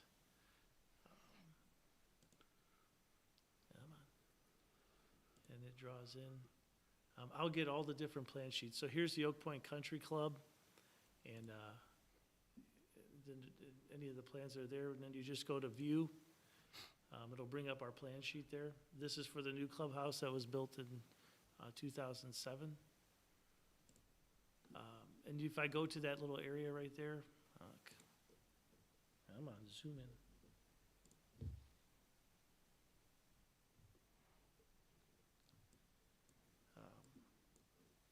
You can see where that water main break was. This is what we got. You can see there's just a line showing about halfway down. Doesn't go all even through the parking lot. There's a little symbol here called V. We've always assumed that V meant valve. But if you look at the rest of the plans, like this is your traditional symbol for a valve. So we're not 100% sure that's a valve or not. That's why we don't know exactly what we're going to find when we try to excavate and find that. So this is what we have. That's why that one in particular was a surprise. However, I would say that that's the rarity. This was a portion of the system that was built in 1985. It was built by a private developer, Burroughs Farms. It was not built by Genoa. We did not have engineer oversight. And those are the areas that we maybe have a little bit of sketchy things, but you know, if you go to the newer stuff in the system that's been constructed, you're gonna have, you know, very accurate as-built drawings or record drawings for those, or conforming to construction record drawings for those. So I hope that answers a little better that question about, you know, what can we do to try to identify these or prevent these in the future. You know, in these cases where we don't have the best plans, you know, overall in our systems, I'd say the worst thing we have are like site plans and stuff for like businesses that go in. But even now, though, we're doing a better job. Like the gentleman that were just here, like a 2025 Euler Road, like that was all inspected by us. We have accurate as-built. Everything was done up to code. Our operators go out there, make sure everything's to grade and satisfactory before we sign off on the project and release their escrow funds. So we definitely have very good procedures in place right now. With that being said, yeah, does anybody have any questions on our GIS system? Yeah, that spot that broke, did you say that was dated 1992? So that's our best estimate of when this was built, was when the original clubhouse was built in 1992. Okay. So you think it predates the fire and the temporary Yeah, amenities? Yep. Okay. That was a curiosity that I know. we had. Yeah, and the fire, when they built the temporary stuff, that was more over here to the, you know, in this area because they had that area being constructed all the time. So. Real quick, Greg, you know, you mentioned that we've upped our game significantly on the inspections and all that. Approximately what year are you comfortable stating that, you know, boy, we had really good processes in place from here forward? You know, it depends so much on the engineer that was there at the time. You know, some of our stuff from the late 90s is great. Some of it, you know, not so much. But for the most part, we find, you know, things are mostly where we expect them to be, you know. I would say compared to like an older city or a larger city, we're in way better condition than anybody else is. I could confidently say that for sure. You know, we don't find a whole lot of surprises out there. I just wanted to show you a couple other little cool things about our system. This is one of our dashboards that we utilize. So we utilize our GIS for preventative maintenance as well. So this is from last fall. So we have basically almost 2,000 fire hydrants that we have to maintain every single year. So our staff goes out and maintains all these fire hydrants for public safety. We have them broken up by system. This is a live feed. So as the guys are doing the fire hydrants, they input it on their phone that they flushed it. And then it turns green instantaneously. So if a resident calls, like, why are my pipes rattling? Why is my water rusty? Our staff here in the office can say, oh, they're on your street right now, flushing. So just give it a little bit, and they should be complete. And you guys are really good about putting signs up. Yep, and we put signs up to let try to people warn know. people. Yeah. Also, it just lets us know, like, you know, if we had 27 hydrants that need to be maintained. You can see now there's not 27 left that are yellow. Our guys are good about going back immediately and putting those out. The time we flush, that's how we estimate our water loss. So how much water did we not bill from our system that we produced for that.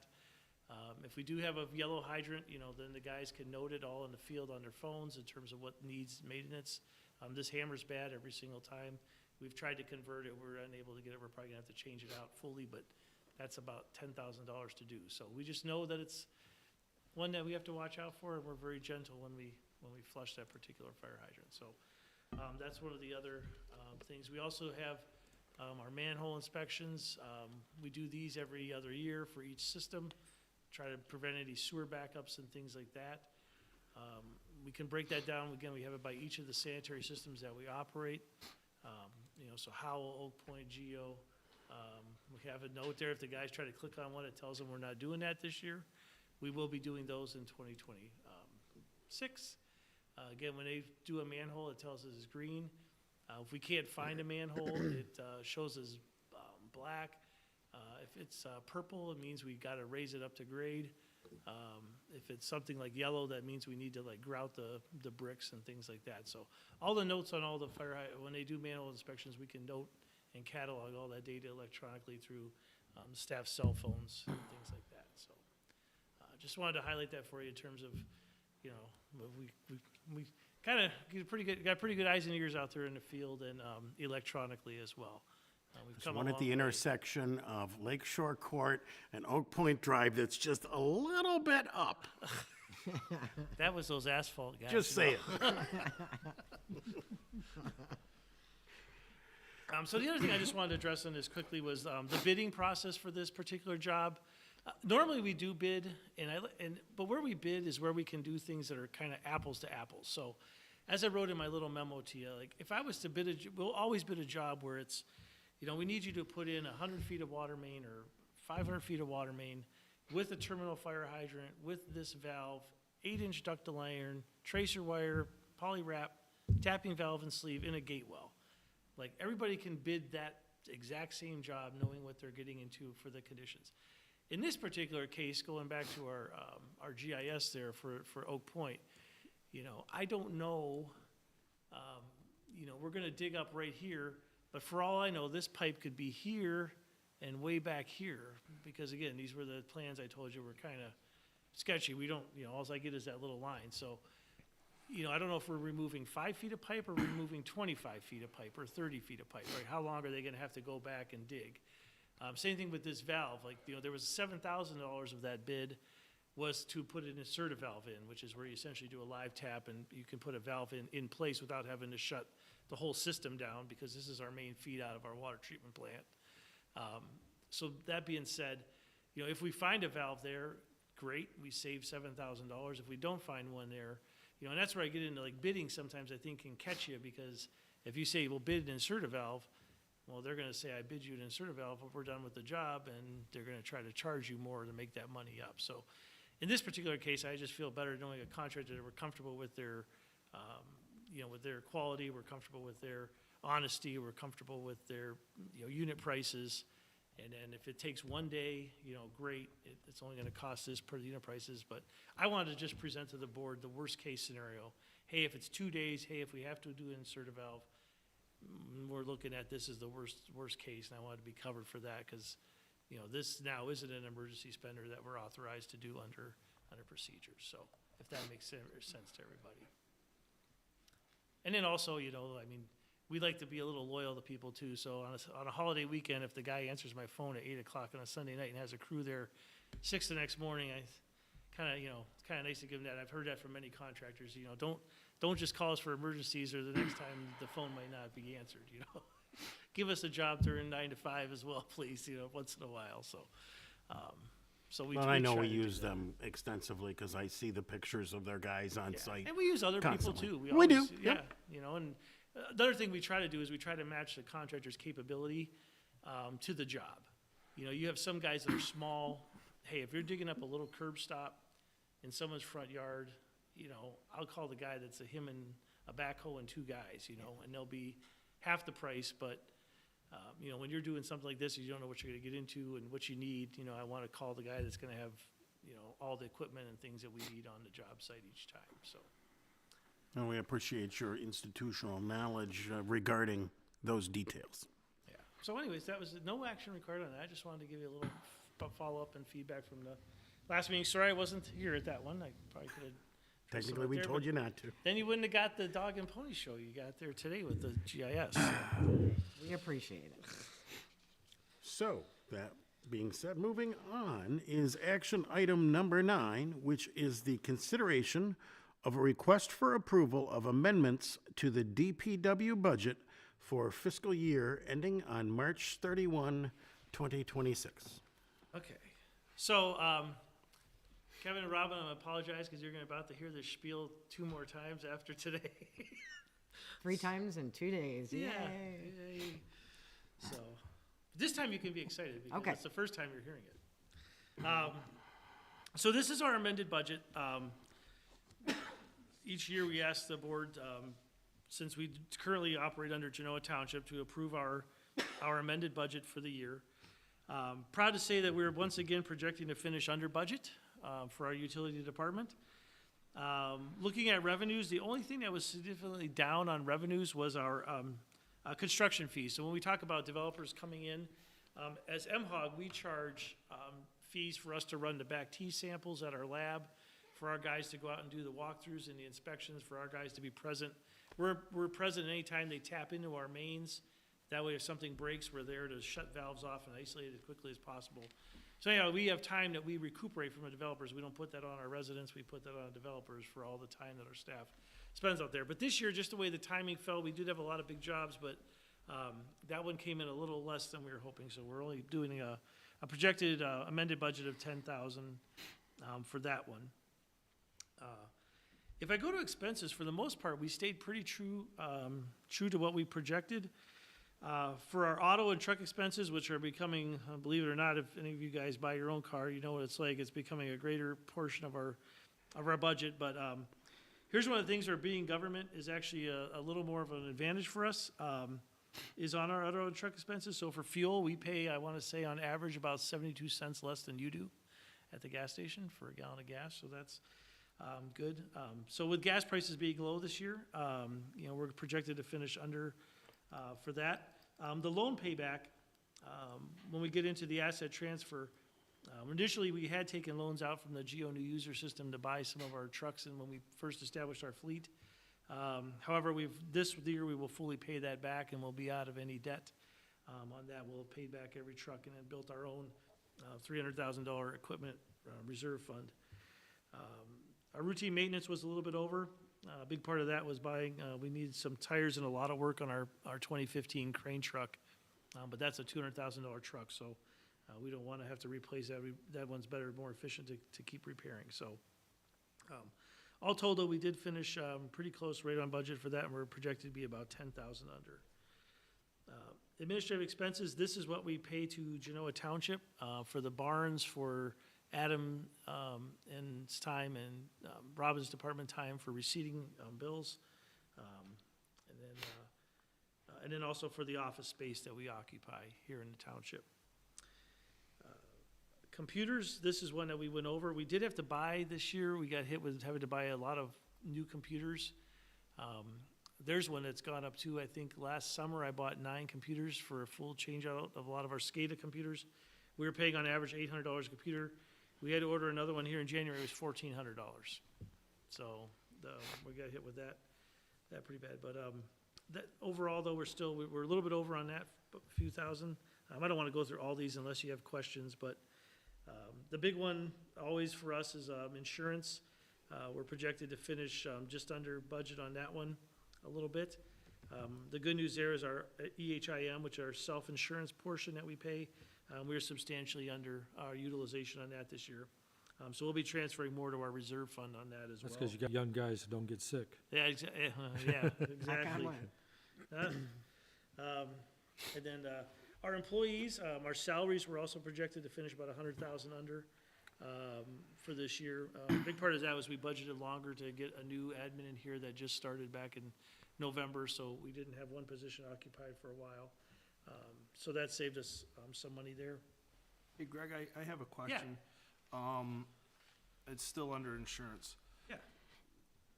So you have EHIM Reserve, and a wellness program. Correct. What are those programs?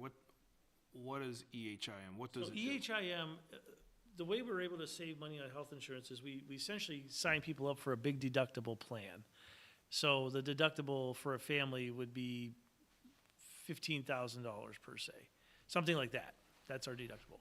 Well, we self-insure that, and then basically if people only go to the doctor like and use $1,000 for the year, well, we get all that, we keep all that money. So we budget for a certain utilization of what we think the worst-case scenario of that self-insurance would be. And it saves us a lot of money because we're not, if we were to have a very, very low deductible plan through Blue Cross Blue Shield, that would be a much higher expense annually to Blue Cross Blue Shield, whether people used it or not. And by doing our self-insurance of that bigger deductible, we're able to lower our health insurance costs on Blue Cross Blue Shield, and then we sort of, like a better term, we assume the risk.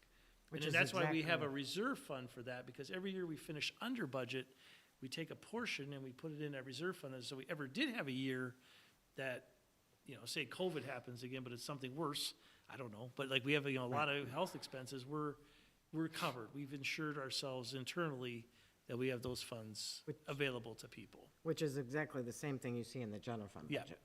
Does that explain it? What does self-insurance mean? So it's not really self-insurance, it's just the deductible, we're covering that deductible cost because that deductible is so ridiculously high that you know, the employees are paying 10% of that, but then we're covering the rest of that on that big deductible for that plan. So say you would normally have like a $10,000 per family deductible. By taking a 15, our premium is, let's say, $800. I mean, these are numbers are for argument's sake. We take that $800, and Greg does the same thing as Jonah Township. We take that $800 and we put it into the EHIM reserve. Well, the first year we put it into the budget to actually cover the expenses. We weren't here for that. And at the end of the year, if there was money left over, it went into the reserve so that in the future, if there is a shortfall, the reserve covers the shortfall. So you're covering the added expense using money you saved on the premium. It's actually When we a work with very- our healthcare provider, they assume a certain like 60% utilization of that is what they assume. And then some years you may have an 80% utilization, some years you may have a 20 or 30% utilization. And So the risk is $15,000 deductible means that the employee is gonna cover $1,500. The rest of it, if they happen to blow through that whole deductible, the utility would cover the rest of it out of their reserve fund for that, self-insuring. So $1,501.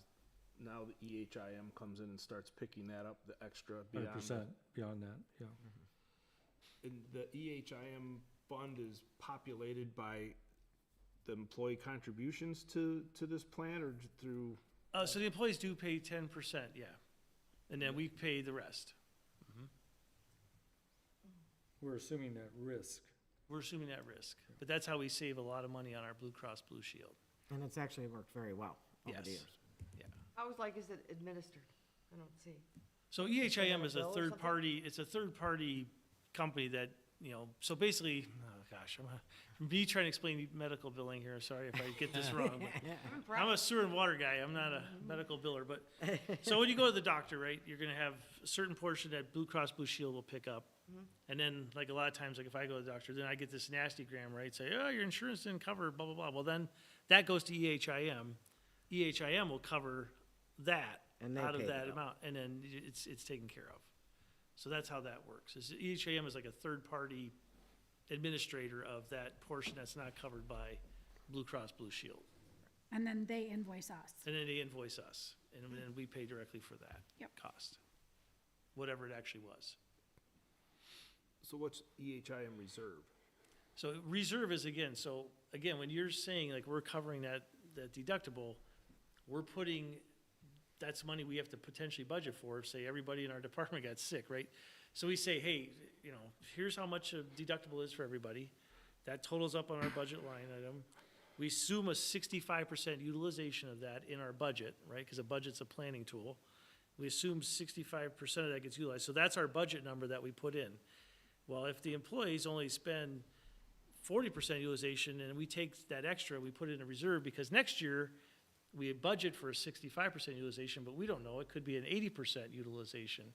Now it's over our budget item, so then we buffer that with that. That It's takes our care of that extra. EHIM backup plan. Yeah, it's our, Savings account. Yeah. But I noticed you didn't have, this is like your first year it was zeroed out all the way until this budget. We did the same thing at It Genoa. wasn't zeroed, it began because what we do is I assume that utilization that we plan for is gonna be there. So I don't budget to put money into a reserve. But when we have a good year, then we take that money and we put it into the reserve. Okay. On ours, it was in insurance, and I forget the second, but it was in a different fund, and we just broke it out so that you can see dollar for dollar exactly what the number is, as opposed to it being in with premiums. A different line item. Yeah, so we created a new line item. Greg did the same thing with the reserve. So the In the wellness past, it was program buried. is something that we do, we started it back in 2017, and it's where employees can earn, I think it's $350 for doing things to improve their health and wellness. And I think the board, you know, the board. Annual physical.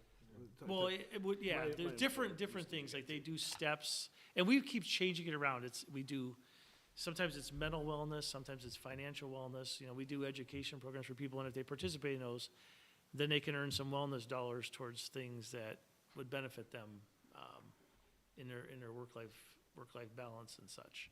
So it's a small amount, it's $350. But it goes a long way, and just like when we first started this, you know, truth be told, like we found people that didn't know they had diabetes, right? We found people that didn't know they had high blood pressure. So when you think of the potential that saved us on their health insurance by catching something and getting them the proper treatment up front, it more than pays for itself by doing that wellness initiative. It gets people to focus a little bit on their health, you know, is what we're trying to do. So Blue Cross Blue Shield also gives you a little bit of a reduction on your Yep. premium if you have a established wellness program. It's in their interest. yeah. You know, so as expensive it is now, imagine if we didn't have a wellness program and we had a lower deductible. Would not be pretty. We try. Every year it's a big, it's one of the toughest things each year. And then, let's see, just another thing to note, the Vector truck is in there this year. We did have some substantial repairs on that because that's 10 years old and that poor machine gets abused. It's what cleans the sewers.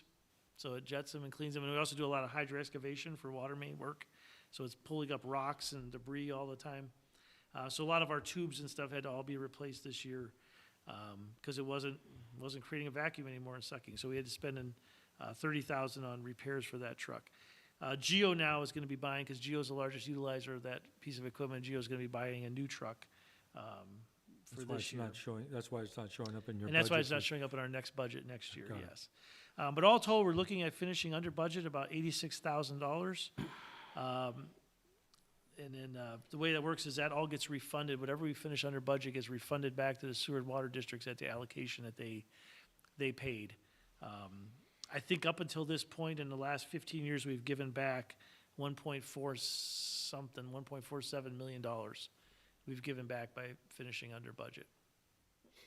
So that's how much money's gone back to the sewer and water districts. Good job. Excellent. So just looking for approval of this amended budget. And then this will actually be the last time I think this board would see this amended budget. It would just be done then by MHOG in the future. One last question, Greg, you Yeah. have a line item in here that says credit card fees. Yes, There's a so what budget we for it. had done What is that? is You guys we- not paying your bills on time? Nope. or- We pay our bills on time. This was, when we first started credit card payments for customers about 10 years ago, when we first started offering customers that option, we didn't have a lot of participation, so we covered the fees that the credit card companies charge. So you know when you pay your Visa bill, they tack 3% on. So we were covering those. Well, lo and behold, this is becoming more and more popular, more and more popular. We're starting to see that number go up to about $20,000. We're like, okay, this ain't fair to the people that are paying by check and all that. We're subsidizing them. So back in, we gave people 6 months notice, and then in this October, we switched over to where now, and we negotiated about 2% is what we got down to for the residents to pay, but they're paying 2% on their credit card now, and that's not coming out of our DPW fund anymore. So we're no longer covering the credit card fees for our customers. That's what that's for. So that line item's actually going to go away on a new budget. The timing of this too was good because it was a very unpopular change for a lot of people, but we're able to offer ACH option now too, which is completely free for people. And yeah, we offer more options now. Like now we have Apple Pay, Google Pay, we have e-check availability to residents. They can use debit cards now. And Pop bottles. Yeah, or, you know, but then we still also have the No. checks, and then the ACHs are 100% free for people. So there is, and of course, you can always pay the old-fashioned way, come in here, we have a lot of customers that still like to come in, say hi, so. DTE and consumers both did the same thing. So us airline miles guys are not gonna be flying on our utility bills anymore. Yeah, it was getting so expensive, we had to make that, we couldn't justify other Absolutely. people subsidizing that. And with that, I'll entertain a motion. I'll move to approve the amendments to the DPW budget for the fiscal year ending March 31st, 2026 as presented. I'll second. I have a motion. I have a second. Any further discussion? Seeing none, I would ask all those in favor to signify by saying aye. Aye. Aye. Pose the same. Motion carried. Action item number 10 is the consideration of a request to approve the April 1, 2026 through September 30, 2031 utility services agreement with the Marion, Howell, Osceola, and Genoa Sewer and Water Authority, MHOG, which includes the allocation percentage and a 6-month operating budget. Yes. Okay, so as we've been talking about, back in October, this board approved a memorandum of understanding where all this headache of all of us being here at Genoa under this board will move over to the MHOG board.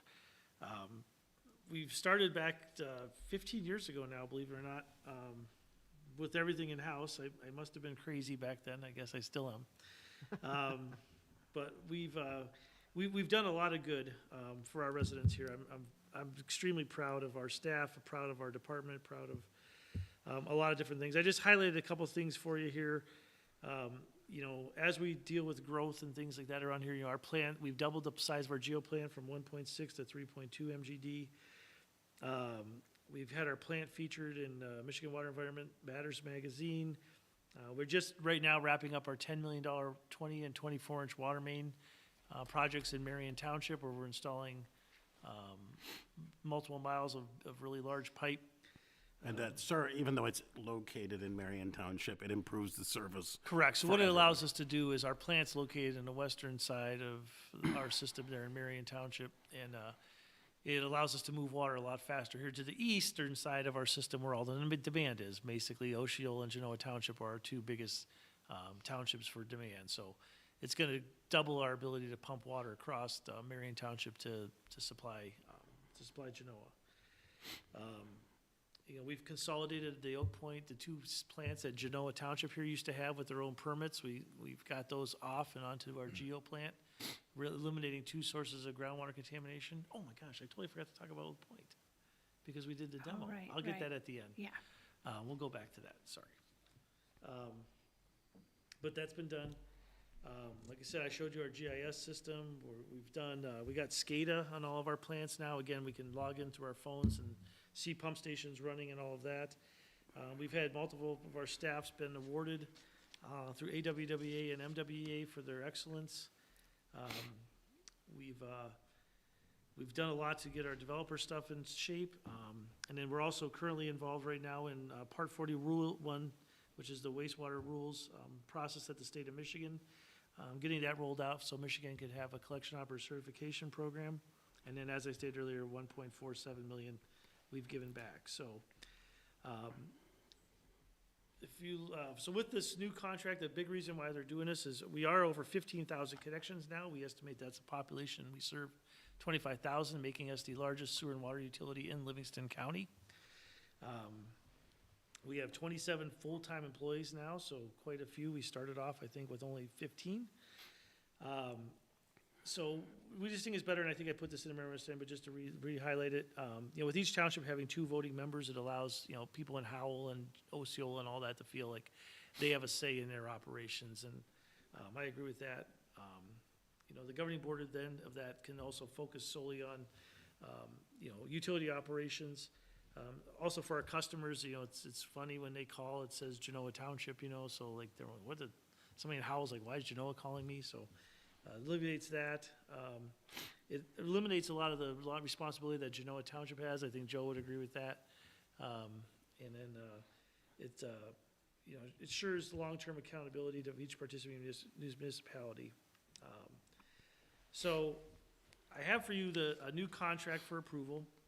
Hey, Greg? Yeah. Sorry to interrupt, but Yeah, you have go, a please. governing board, you said that each municipality is gonna have 2 voting representatives on this, MHOG. Yeah, the MHOG board is Board- two board members oversight. from each township. And where do those people come from? Are they, appointed? Are they employees there? Nope, by our articles of incorporation, it must be the township supervisor of each township is designated on board.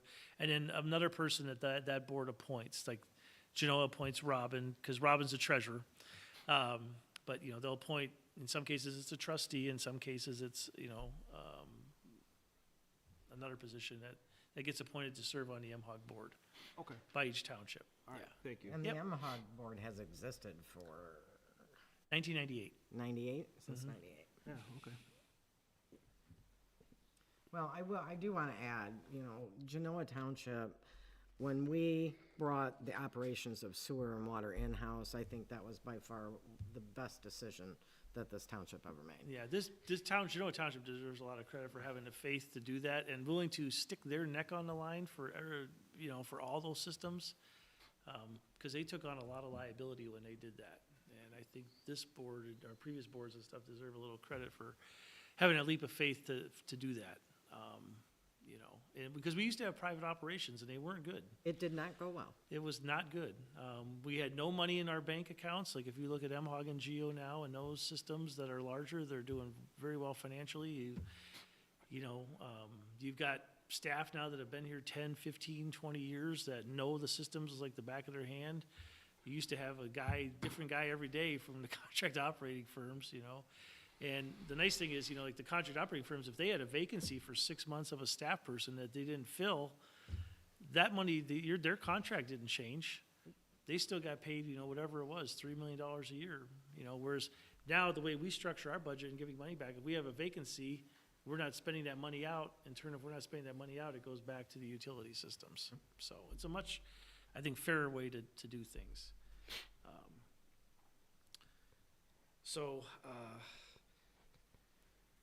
Under this new system, it's not gonna change too much for the 3 systems that Genoa operates. I just wanted to focus on that primarily. We're looking at the Oak Point water system going up 4.1%, Oak Point sewer 3.6%, and then Lake Edgewood, because we don't have a plant there anymore, it's just a small collection system, going down 3.4%. So, I also like to point out that this whole arrangement, and even with what we do with multiple systems and stuff, it provides a lot of cost sharing that give resources that otherwise systems wouldn't be able to have by themselves or governments, like Genoa.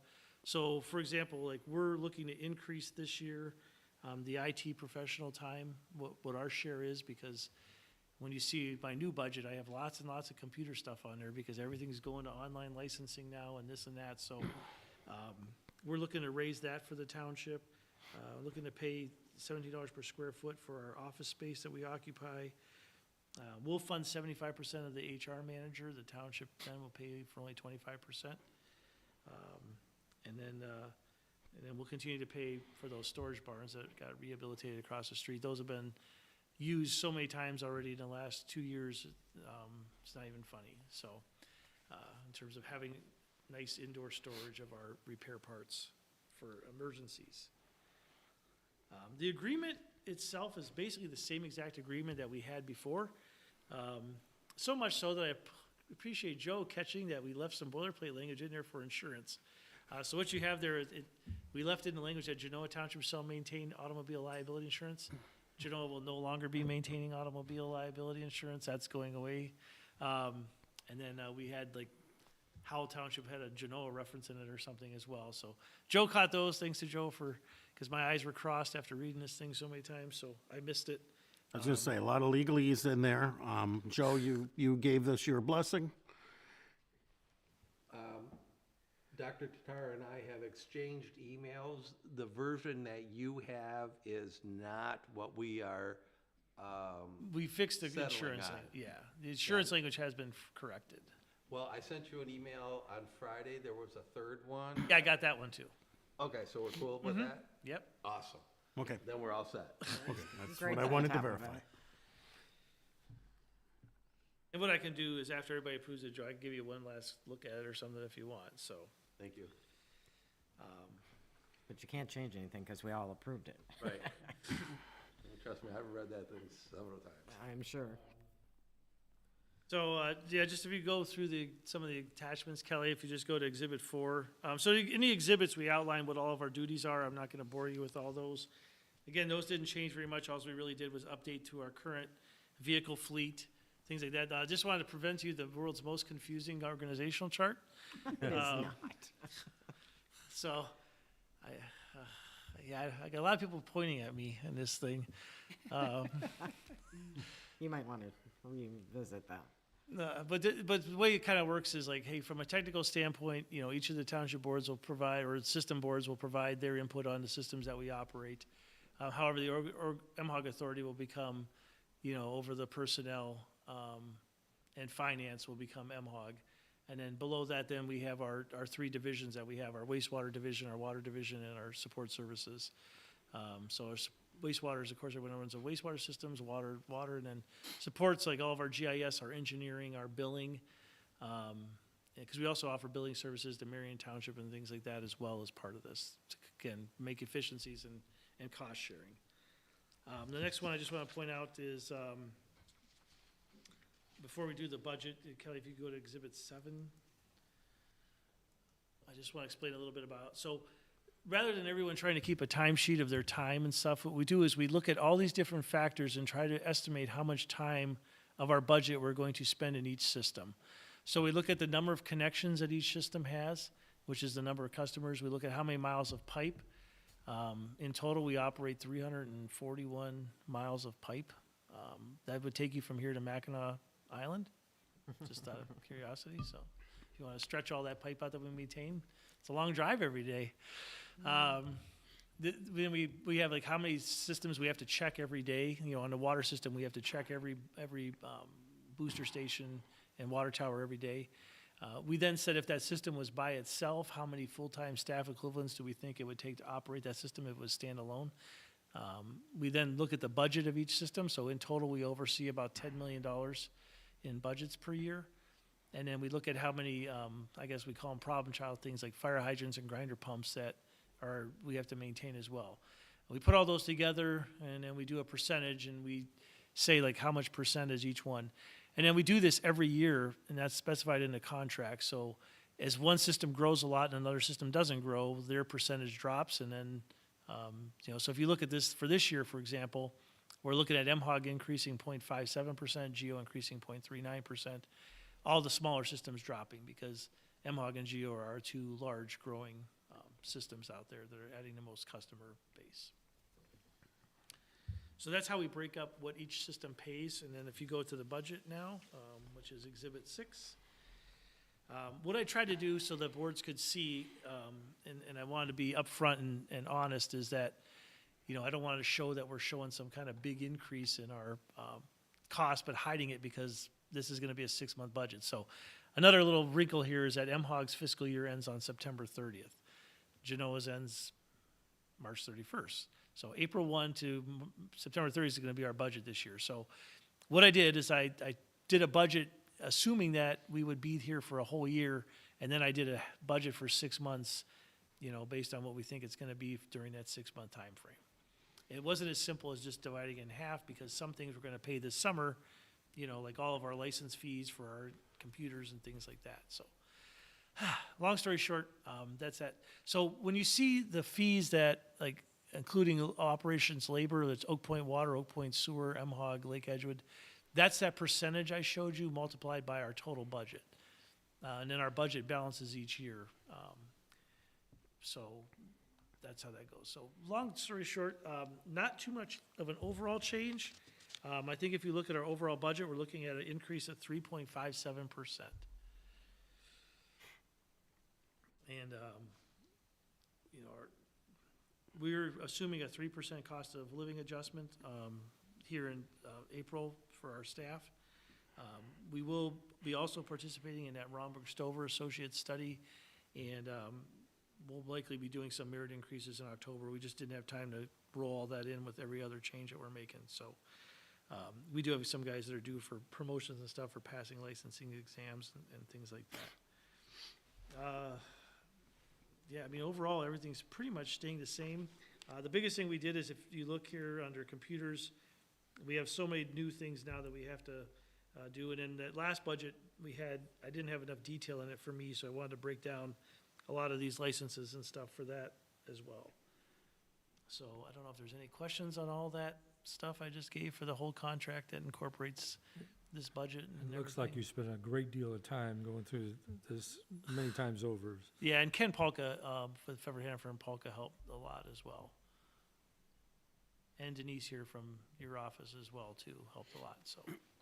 Well, like you said, it's not just as easy as just cutting it in half. There's so many things that pay out in different times of the Yeah, year. I'm actually more nervous about this 6-month budget than I am about the annual one, because I don't know certain things like that. Hopefully, I got everything right in terms of when things are gonna hit us and not hit us and That's stuff. the beauty of a budget. This is your guess of what's going to happen, and you can come back with an amendment. And given how close you usually are, it's been pretty impressively close a number of times. Scarily close, that's how I put it. So as with part that- of this then, Greg, so you're still gonna have office space Yep. here? and Eventually, someday I see MHOG, getting its own office space and things like that, because we are outgrowing our space here at the township. We're crammed. There's not an extra square foot of space that we have. So eventually I see it happening, but in the short term, like, you can only bite off so many things at one time. So let's get transferred over. Let's get out running under MHOG. Let's get all that up and running normal. We've already had to make a lot of changes, like with the paychecks and the, health insurance and all these things. And the next thing I'm gonna ask you to do is that asset transfer agreement. I gotta go sit at the Secretary of State and sign over 30 vehicle titles here. So, anyhow, there's just a lot of change. So I think eventually though, we'll be gone. But yeah, for now, it's not broke. I think we both experienced some efficiencies from it and some cost savings from it. And I think we keep it going while it makes sense financially. I appreciate having them in the building. When people come in and pay their bills, if they have questions on the bill, I just have them go straight across to the other counter. And someday, they're going to be driving to another building, so Next door. Yeah, maybe. that'd be great. Probably over there. So you talked about asset transfer on page 222 of the packet. We're not there yet. Let's That's the finish next. let's that's the wrap next up thing. the budget stuff before we jump into the asset transfer. Okay, I'm just. Yep. I'll move to approve the April 1st, 2026 to September 30th, 2031 utility service agreement with MHOG, which includes allocation percentages and a 6-month operating budget. Second. Okay, I have a motion, I have a second. With Any the changes that Oh, we're gonna finalize. okay. Yeah, with the, is the insurance, Yeah, it's on the insurances. with the modified insurance changes. Thank you, Joe. Yeah. Thank you. So still have a motion, still have a second. Did you get all that, Patty? Yes, sir. Okay. Any further discussion? I would ask all those in favor to signify by saying aye. Aye. Opposed, the same. Motion carried. Action item number 11 is the consideration of a request to approve the asset transfer agreement transferring personal property from Genoa Charter Township to the Marion Howell Osceola and Genoa Sewer and Water Authority, MHOG, for the purposes outlined in the Utility Services Agreement. Yes, so what we have to do, there's an asset transfer agreement and a bill of sale to basically transfer over all of the vehicles, the computers, the copier that we bought, all those types of things would actually fall under, MHOG ownership rather than Genoa. The most important ones being, of course, the vehicles, because those are actually titled. So we have to get those titled so that I can get them insured under MHOG and not, and off of Genoa Township's automobile liability insurance. Also, now, and it just to make sure it's very clear, like Genoa Township did not buy any of those. Those were all bought by the customers. I say our customers of our sewer and water systems is who bought all that stuff through their rates and charges. And so since everything was bought by them and we paid off any indebtedness on all those, you know, we're gonna transfer those all over to MHOG with just a simple bill of sale agreement as part of this asset transfer. And a curiosity, do we have to repay our cheap license fee because we're technically transferring ownership? We do have to pay. There's another one that we get advantage of. We buy a municipal plate, which we pay $13 once, and it's good for the life of the license plate. How would you like that? I like the gas discount too, that's huge. It makes, I mean, it saves our people money. Why should people have to be taxed twice? That's how I look at it, you know? So, yeah, so this So was we put can together afford by our attorneys that we used on this were just, again, so there wasn't any conflict. We used Faye Schultz to help us develop this agreement.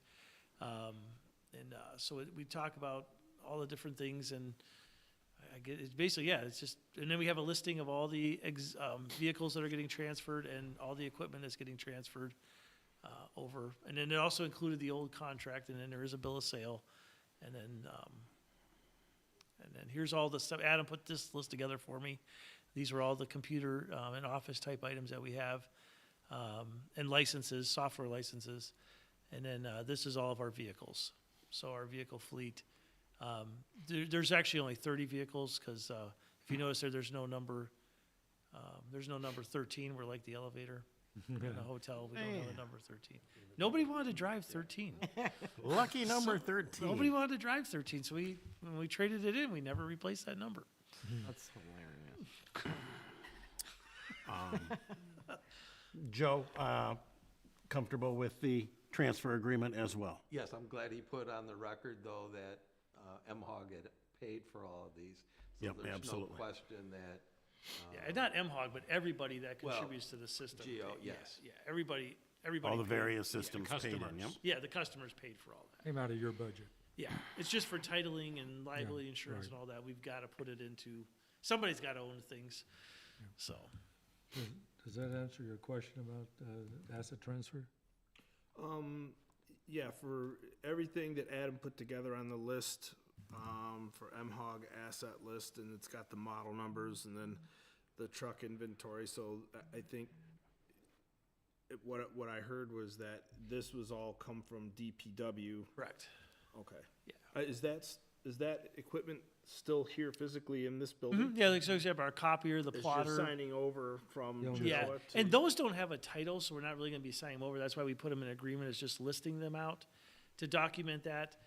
With the vehicles, we'll actually physically have to go to the Secretary of State and sign over. Did you make your appointment? Not yet. I'm probably gonna need about 5 appointments, I'm thinking. Probably. So question, so you're still in this building, let's say a fire happens and some of this equipment goes up in smoke. Is it off of your insurance or our insurance that's covering that? The good news is we're all insured by the same company. Yeah, but I mean, It'd be our It's under insurance. his, Yeah, okay. if it's something that we own, it's That's ours. exactly the discussions Greg and I had over, I think, Friday, wasn't Yeah, it? Oh, Friday, okay, yep, okay. Friday afternoon. yeah.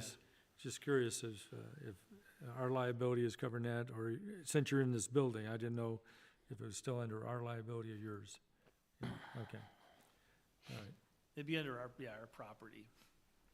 The only thing on this truck inventory list, number 19, is Genoa's. Oh, yeah, that is Genoa's, yeah. So that So one we will gotta not pull that transfer one over. off. I'll pull that one off. Sorry, good catch, Robin. Too bad I didn't In catch it pink. sooner, but.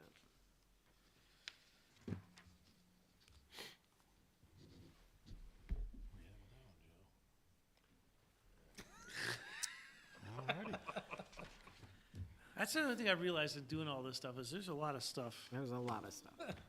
And No I'm wonder sure you didn't think we could do it without you.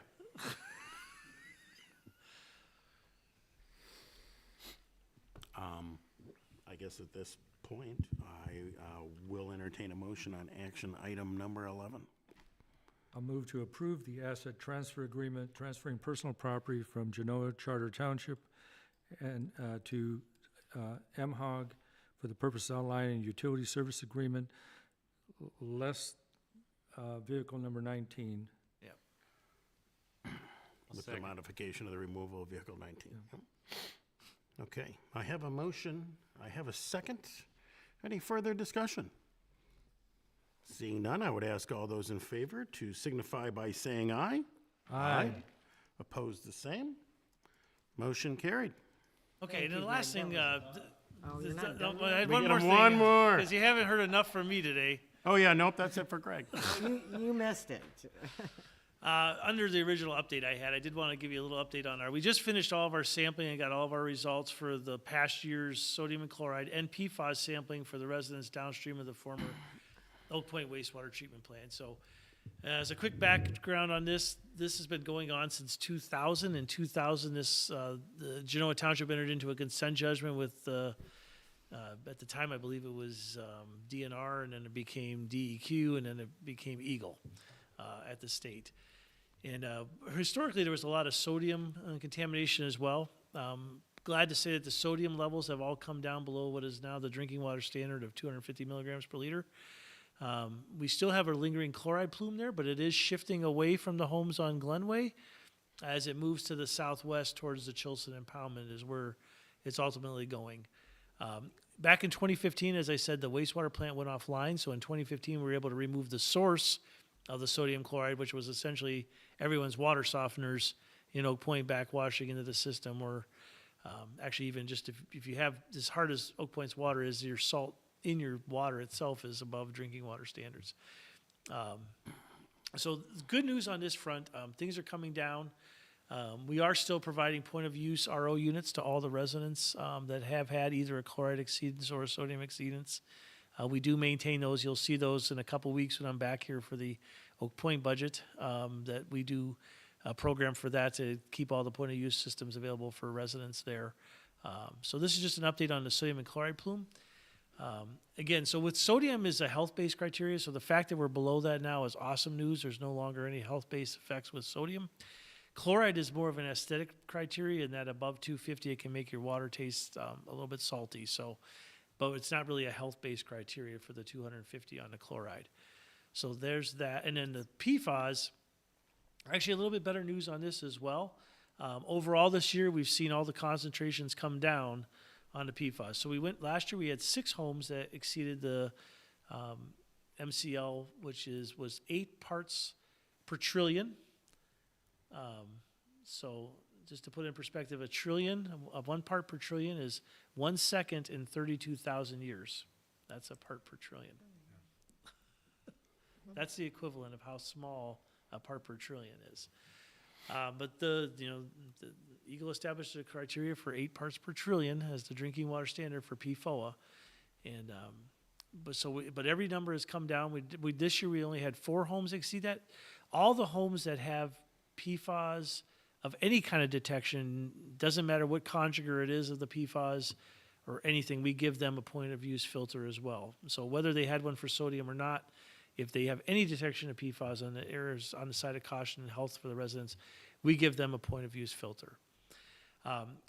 Last September, I believe this board gave me authorization to sign a grant agreement with Eagle where we got $167,000 to do a study on this. That's good news because that $167,000 covered all the sampling we did this year for our monitor wells and such for PFAS. But right now, what our consultants are doing is they're taking all the well logs in this area and they're creating a 3-dimensional groundwater model. And what we're hoping to find is that the wells that are very deep, because if you look at some of these numbers, like if you go down to like 5260 Kelly at the bottom, we're right next door is essentially non-detect for everything. So we have some inkling from a scientific standpoint that maybe there's a deeper aquifer or different aquifer seam that we can get into that's clean. So they're doing the 3D modeling. If the 3D modeling justifies it, then what we want to do is the grant will cover us installing a test well, hopefully on the property that the township now owns. Hopefully you'll give us an easement for that. But going on that DNR property and installing a test well and seeing if we can get, in an area that we know there's PFAS, we can get a clean sample. If that's the case, then the state's going to eventually require us to give all the residents there a non-contaminated source of water from PFAS. So But if we could do that where we can actually drill a new well for those 4 that are exceeding the drinking water standard, that'd be a much more desirous outcome of all this than trying to get municipal water down there. Is there any problem with leaching? from So that? what we'd hopefully find is that there's a confining clay layer there that the PFAS won't be able to penetrate through. Okay. Yeah, that's what we're hoping to find. So that's why what they're doing right now is they're looking at all the well logs, and then creating like a 3D model, and then we can see if there's a clean source three-dimensionally, and if that's the case, that'll give us some inclination of, so they're doing that now. The idea would hopefully be by about October of this year to, if it points to it, put in a test well. If the data says there's no way, then we're not gonna waste money putting in a test well, but to do that, so. I just wanted to give the board a little update on that, Thank you. as well, since a lot Appreciate of it. work and stuff, and if you get, residents asking you what's going on with it. Also, just so you know, last week we did mail residents, all these residents received correspondence with their results and a new flyer to get their RU serviced, free of charge as well. So everybody was noticed on all of that last week. We sent letters to every resident. So if you hear of anybody not getting a letter, let me know. We'll make sure they get their information. Thank you, Greg. Yep. Okay, now you're done with me, sorry. Great job. All right, No, thank you for all you do. moving on. Action item number 12 is the request for approval of the special meeting closed session minutes from January 28, 2026. Pass those down. We will take a few moments to read these before we decide what action to take.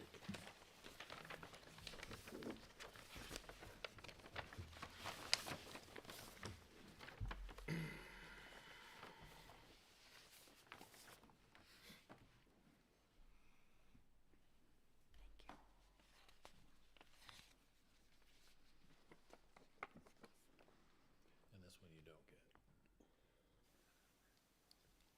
It is.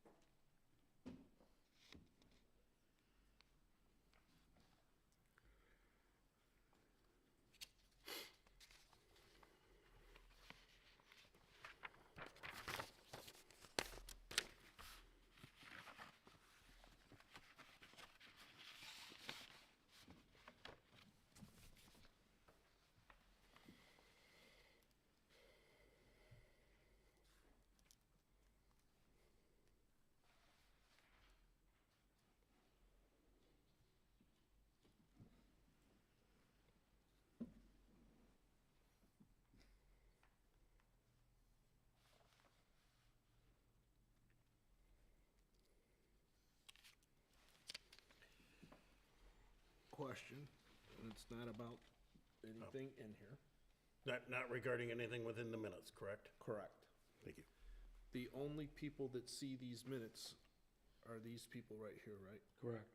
They will be sealed after this evening Okay, and can only be opened by the court. thank you. Correct, Joe? Only, I mean, if somebody had to go back and take a look at it, I don't know that you would have, if somebody in this board needed something from there, I don't think you'd have to go to court to take a look at them. But to go beyond, the seven of you. Anybody that was in the room, Ms. Van yeah. Martyr, yes, And they are destroyed 1 year and 1 day correct. from today, from the approval, not Well, from the meeting. the approval, Right. assuming it's today. Right. And then it had to be, if we did go into, we'd have to seal them again. Because these would be sealed, Okay, yeah. What about a very simple typo? We can correct a typo without going into closed session, correct? Very small, no changing of wording, just, Is it the word was misspelled? I mean, can you, It was- can you say what page and whatever, and this word is spelled wrong? yeah, it was just a mister to miss, that's all. Okay, no content though, Nope. okay. I don't wanna go into closed session just to change mister to miss, so. Okay, no, you don't have to, You're comfortable with that, Joe? yes. Just a simple grammatical change, spelling, punctuation, okay? Can I ask where? Page 2. Did not catch. Page 2, middle of the page. Hmm? Mr. Ruth. Let me see your note.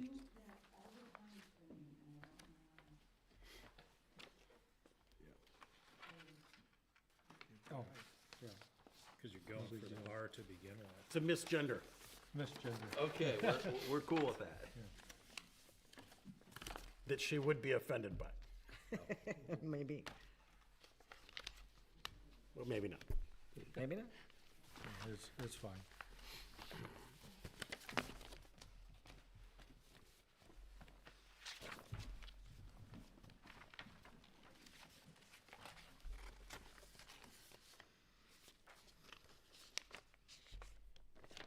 All the ones from that side? Just looking ones from this side.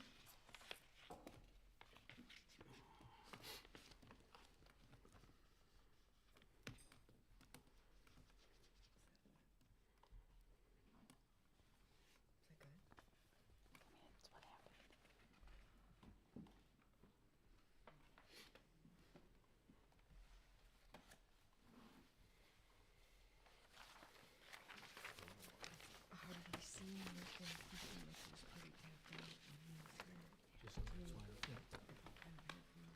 Right by that, didn't even catch it. Good eye.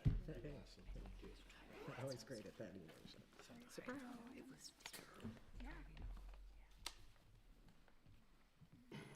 Okay, Okay, all the minutes have been handed in. yep. If there's any material changes, we would have to have motions to go into a closed session. Otherwise, We're good. we can entertain a motion to approve the minutes as amended. I'd move approval. I'll second it. I have a motion, I have a second. As amended, correct? As amended. Yeah, yes, I have a motion to approve the minutes, special meeting minutes as amended. Yes. And I have a second. Any further discussion? In that case, I would ask all those in favor to No, signify. no, roll call. Do we have to do a roll call for the approval of just the minutes? I thought that was to go into the closed session. Okay. I will take a roll call vote then on the approval of the minutes as amended. Reiber, Yes. Hunt, Yes. Valenti, Yes. Ovarder, Yes. Walker, Yes. Susie, yes, Spicer, Yes. done. Okay, the minutes are approved. Up next is discussion item number 13, which is a discussion regarding adding a second call to the public at the end of the meeting. This is a discussion item. This is a discussion item. Mentioned, requested by a member of the audience last time. I think we should evaluate positives versus negatives. Bill, I understand that the Planning Commission did go ahead and add a second call to the public. Well, right at the bottom of our page on our agendas, it's always got the little blurb that says, at the discretion of the chair, he may offer additional public comments meetings, so. I sort of do that without that being explained in the meeting, which. You do. To my detriment, but. Yeah, so, my opinion here is that it's a good opportunity because, for example, if somebody in the public had a question about something that Dr. Greg, it's an opportunity for them to come and ask some questions. Me personally, and I know it's kind of breaking tradition, but the back and forth we had in the open public comments to start with, I think was good when we were talking about the budget, nobody had to come up to the podium, it was just a discussion, but I would support, my opinion is, for discussion, I think this is a good thing to have as an optional at the end of the night, if there are any more public comments. My one concern is that at the time it would be, which is the end, we've already done all the voting.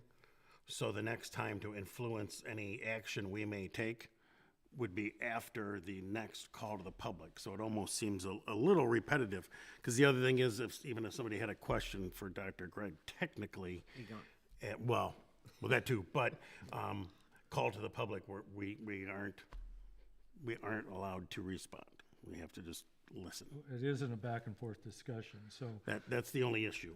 And I think that people that might have questions about what took place, they're always invited to call staff to get answers to questions on anything that came up at all times. So if anyone has a question, say, well, gee, did you consider this?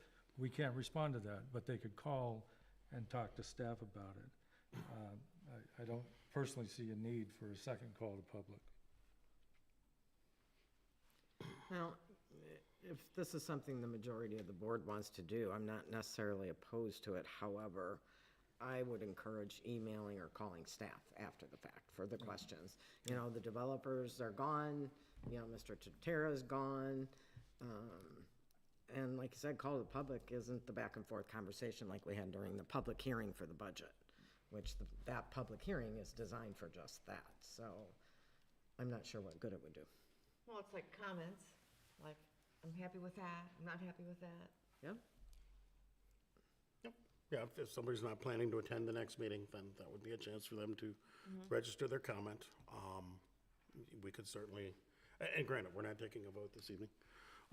But we actually wouldn't have to take a vote. I mean, this my agenda. I can modify it any way I like. We could certainly put it as an optional if that would make people more comfortable. Can I offer something from since it's a discussion and not a whole thing? This is our discussion right now, Jim. What do you think? Me? Yep. It already seems to occur at the discretion of the chair, so I don't know that we need to add it as a formal agenda item.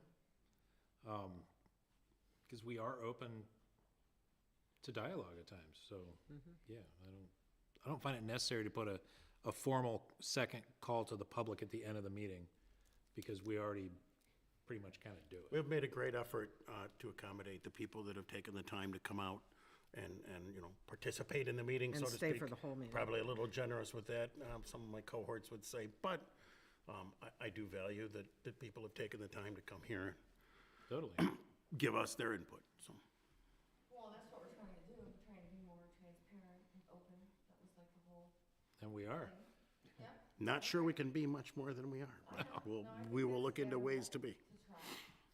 But I think if you did have, this is discussion, we're not voting, I think if you did have a second item agenda, if it's gonna be an agenda item, we have a 3-minute time limit on the regular call to public. It could be the same thing. Somebody could say, hey, we didn't talk about it, but the thought occurred to me, I was over in Brighton and they do something like this. Why don't the board consider something like this? We don't have to answer them. But I think it would be, just me, I think it would be good to have it on the, if there's nobody here, you don't have it. It's as simple as that, right? But if there's somebody here and they're staying the whole night and we open it up for public discussion, just limit it to 3 minutes and let them. It would follow the same format let them- as yeah, the first one. Let the people speak their comments, come up with ideas. I mean, somebody here tonight during open public comments here, I think it might have been, it was either Deb or Susan was talking about a committee to be formed. You know, something like that to come up because of maybe something they heard today. Hey, I think it'd be a great idea for an environmental impact committee. Okay, food for thought. I think that would be the time to do it.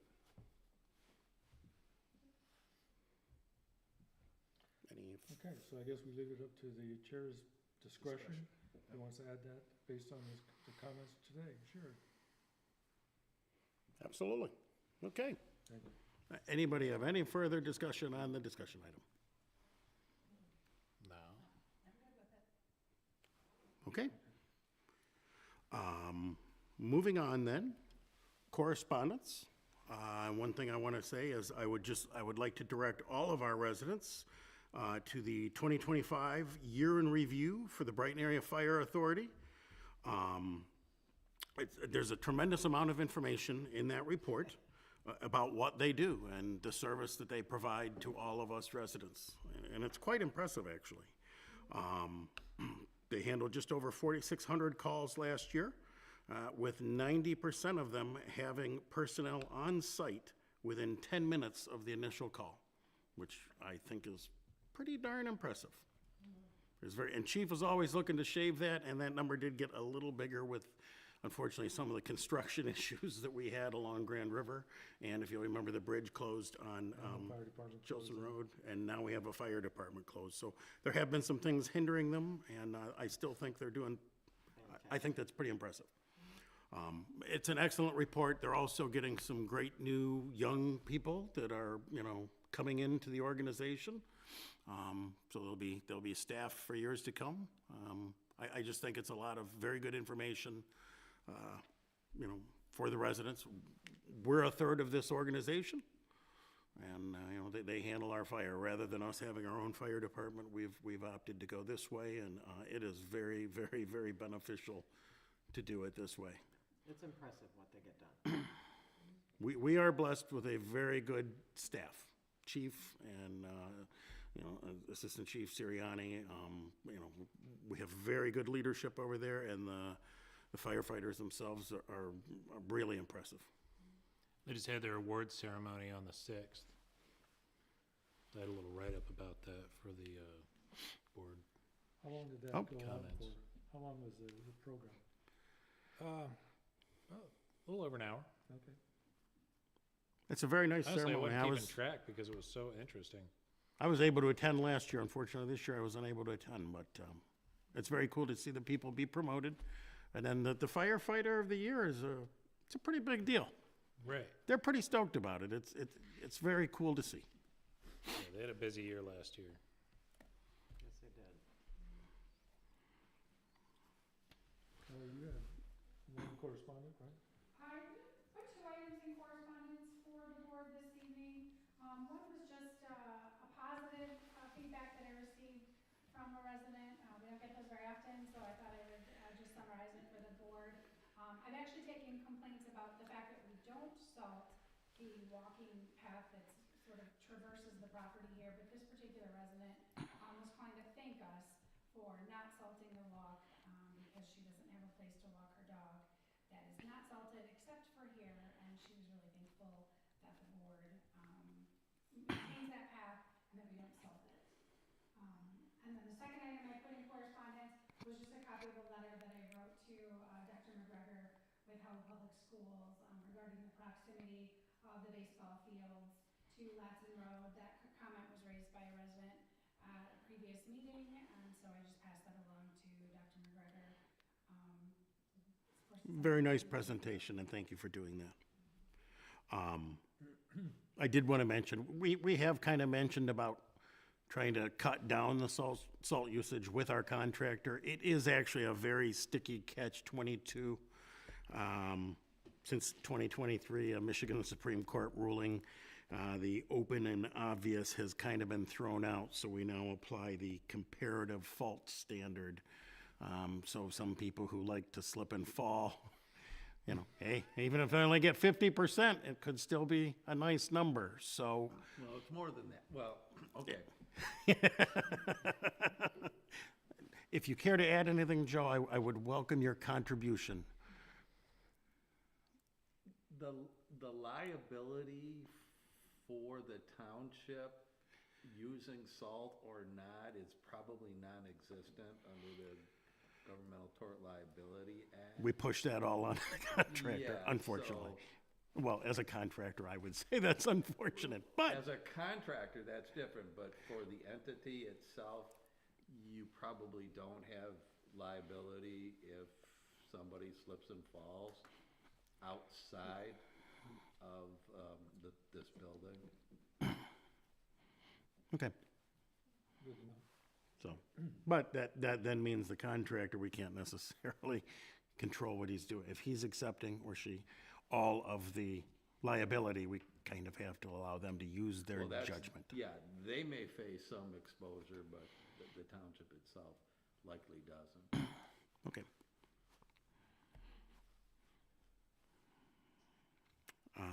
Any board comments?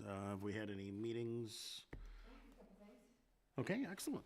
We all, 4 of us anyway, I think, went to the Rosa Parks event about the transportation. Oh, yeah, Weird. yeah. That was nice. That was a very nice presentation, yes. Yeah.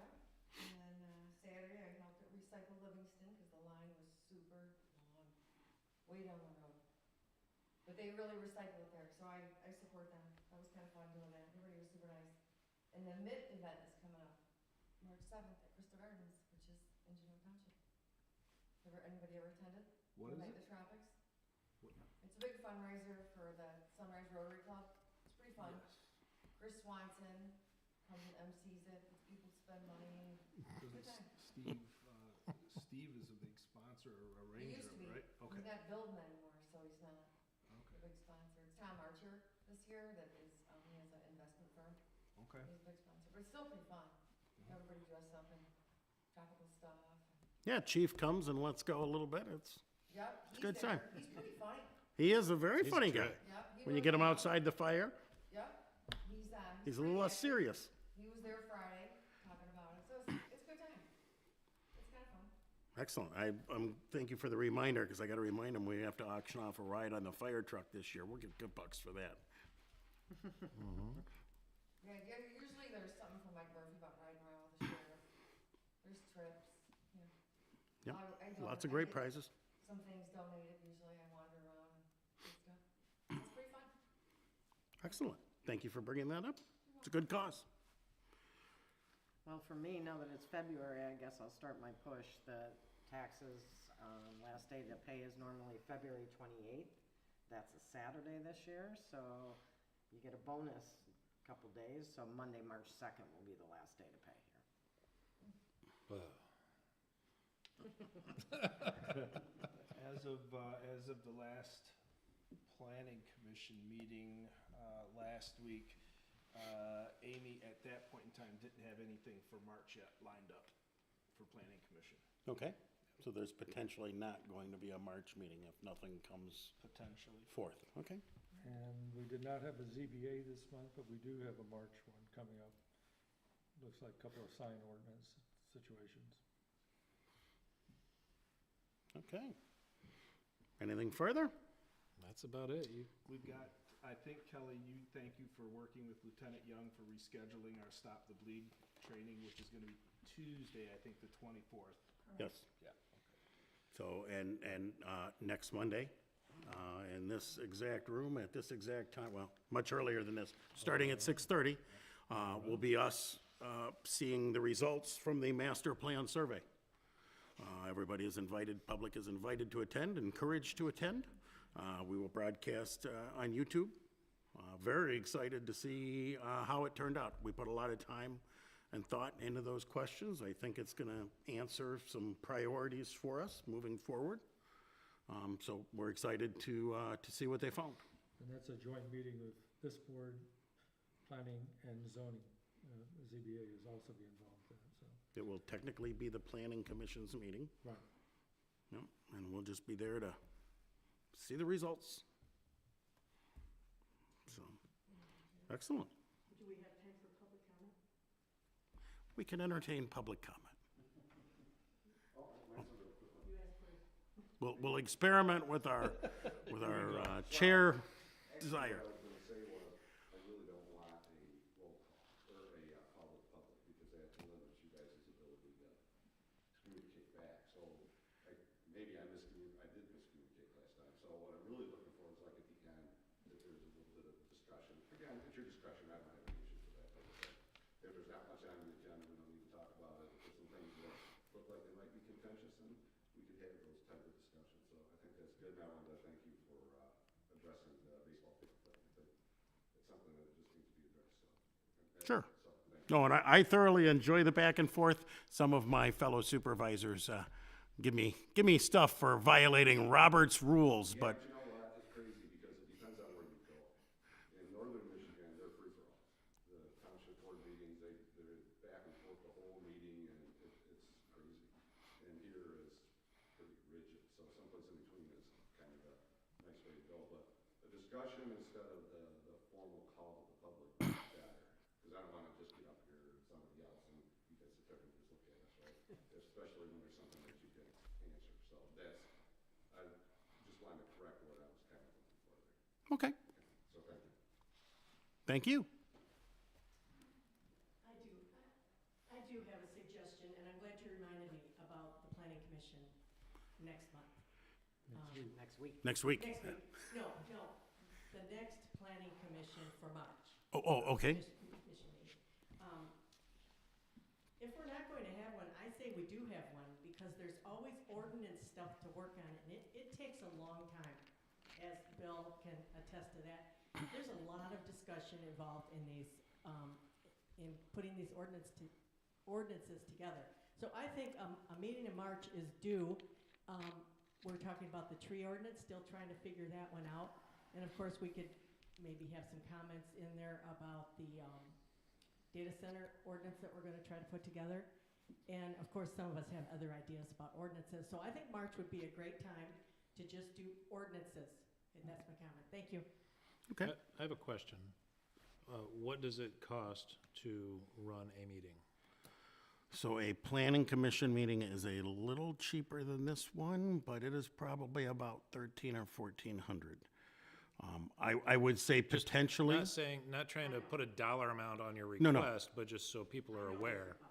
Well, Yeah. Well worth it when we're talking about protecting the township. or I would say potentially maybe a town hall, which allows a little more dialogue back and forth. Because usually when they take an ordinance to the planning commission, it's kind of already constructed. Like the bones are in place. They modify as needed, but generally the gist of it is in place ahead of time. So maybe a more informal town hall on it. That's not exactly true. I have been to the meetings with the ordinances, and they are meeting after meeting on the same ordinance. That's how long it takes to get all the details in order. So it's Okay. not that quick. Bill, you can relay that to our chair? Yeah, she's right. You talk about it and you come back and Amy will take some notes and she'll come back and bring it back again and you kind of hem and haw about it again, so, she's right. It's not one and done. I wish it was. It takes some time. It's like 3 and done, Yeah. maybe. Nothing moves quickly. Right, but It's the that's speed of why- government. That's why we need to use the opportunities to keep it moving. Yeah, so it's kind of like here, planning commission hears it once. They hear it twice. They hear it 3 times. They make 4 times and finally make a recommendation to take it to the board. And up here, you saw tonight, truck and trailer, doop, done. All these people, doop, doop, but this is multiple times. that That's they- why we appreciate the planning commission and all they do to go through these site plans. Yeah. Absolutely. Okay. With that, I will entertain a motion to adjourn. So moved. Second. I have a motion, I have a second. Any further discussion? All those in favor signify by saying aye. Aye.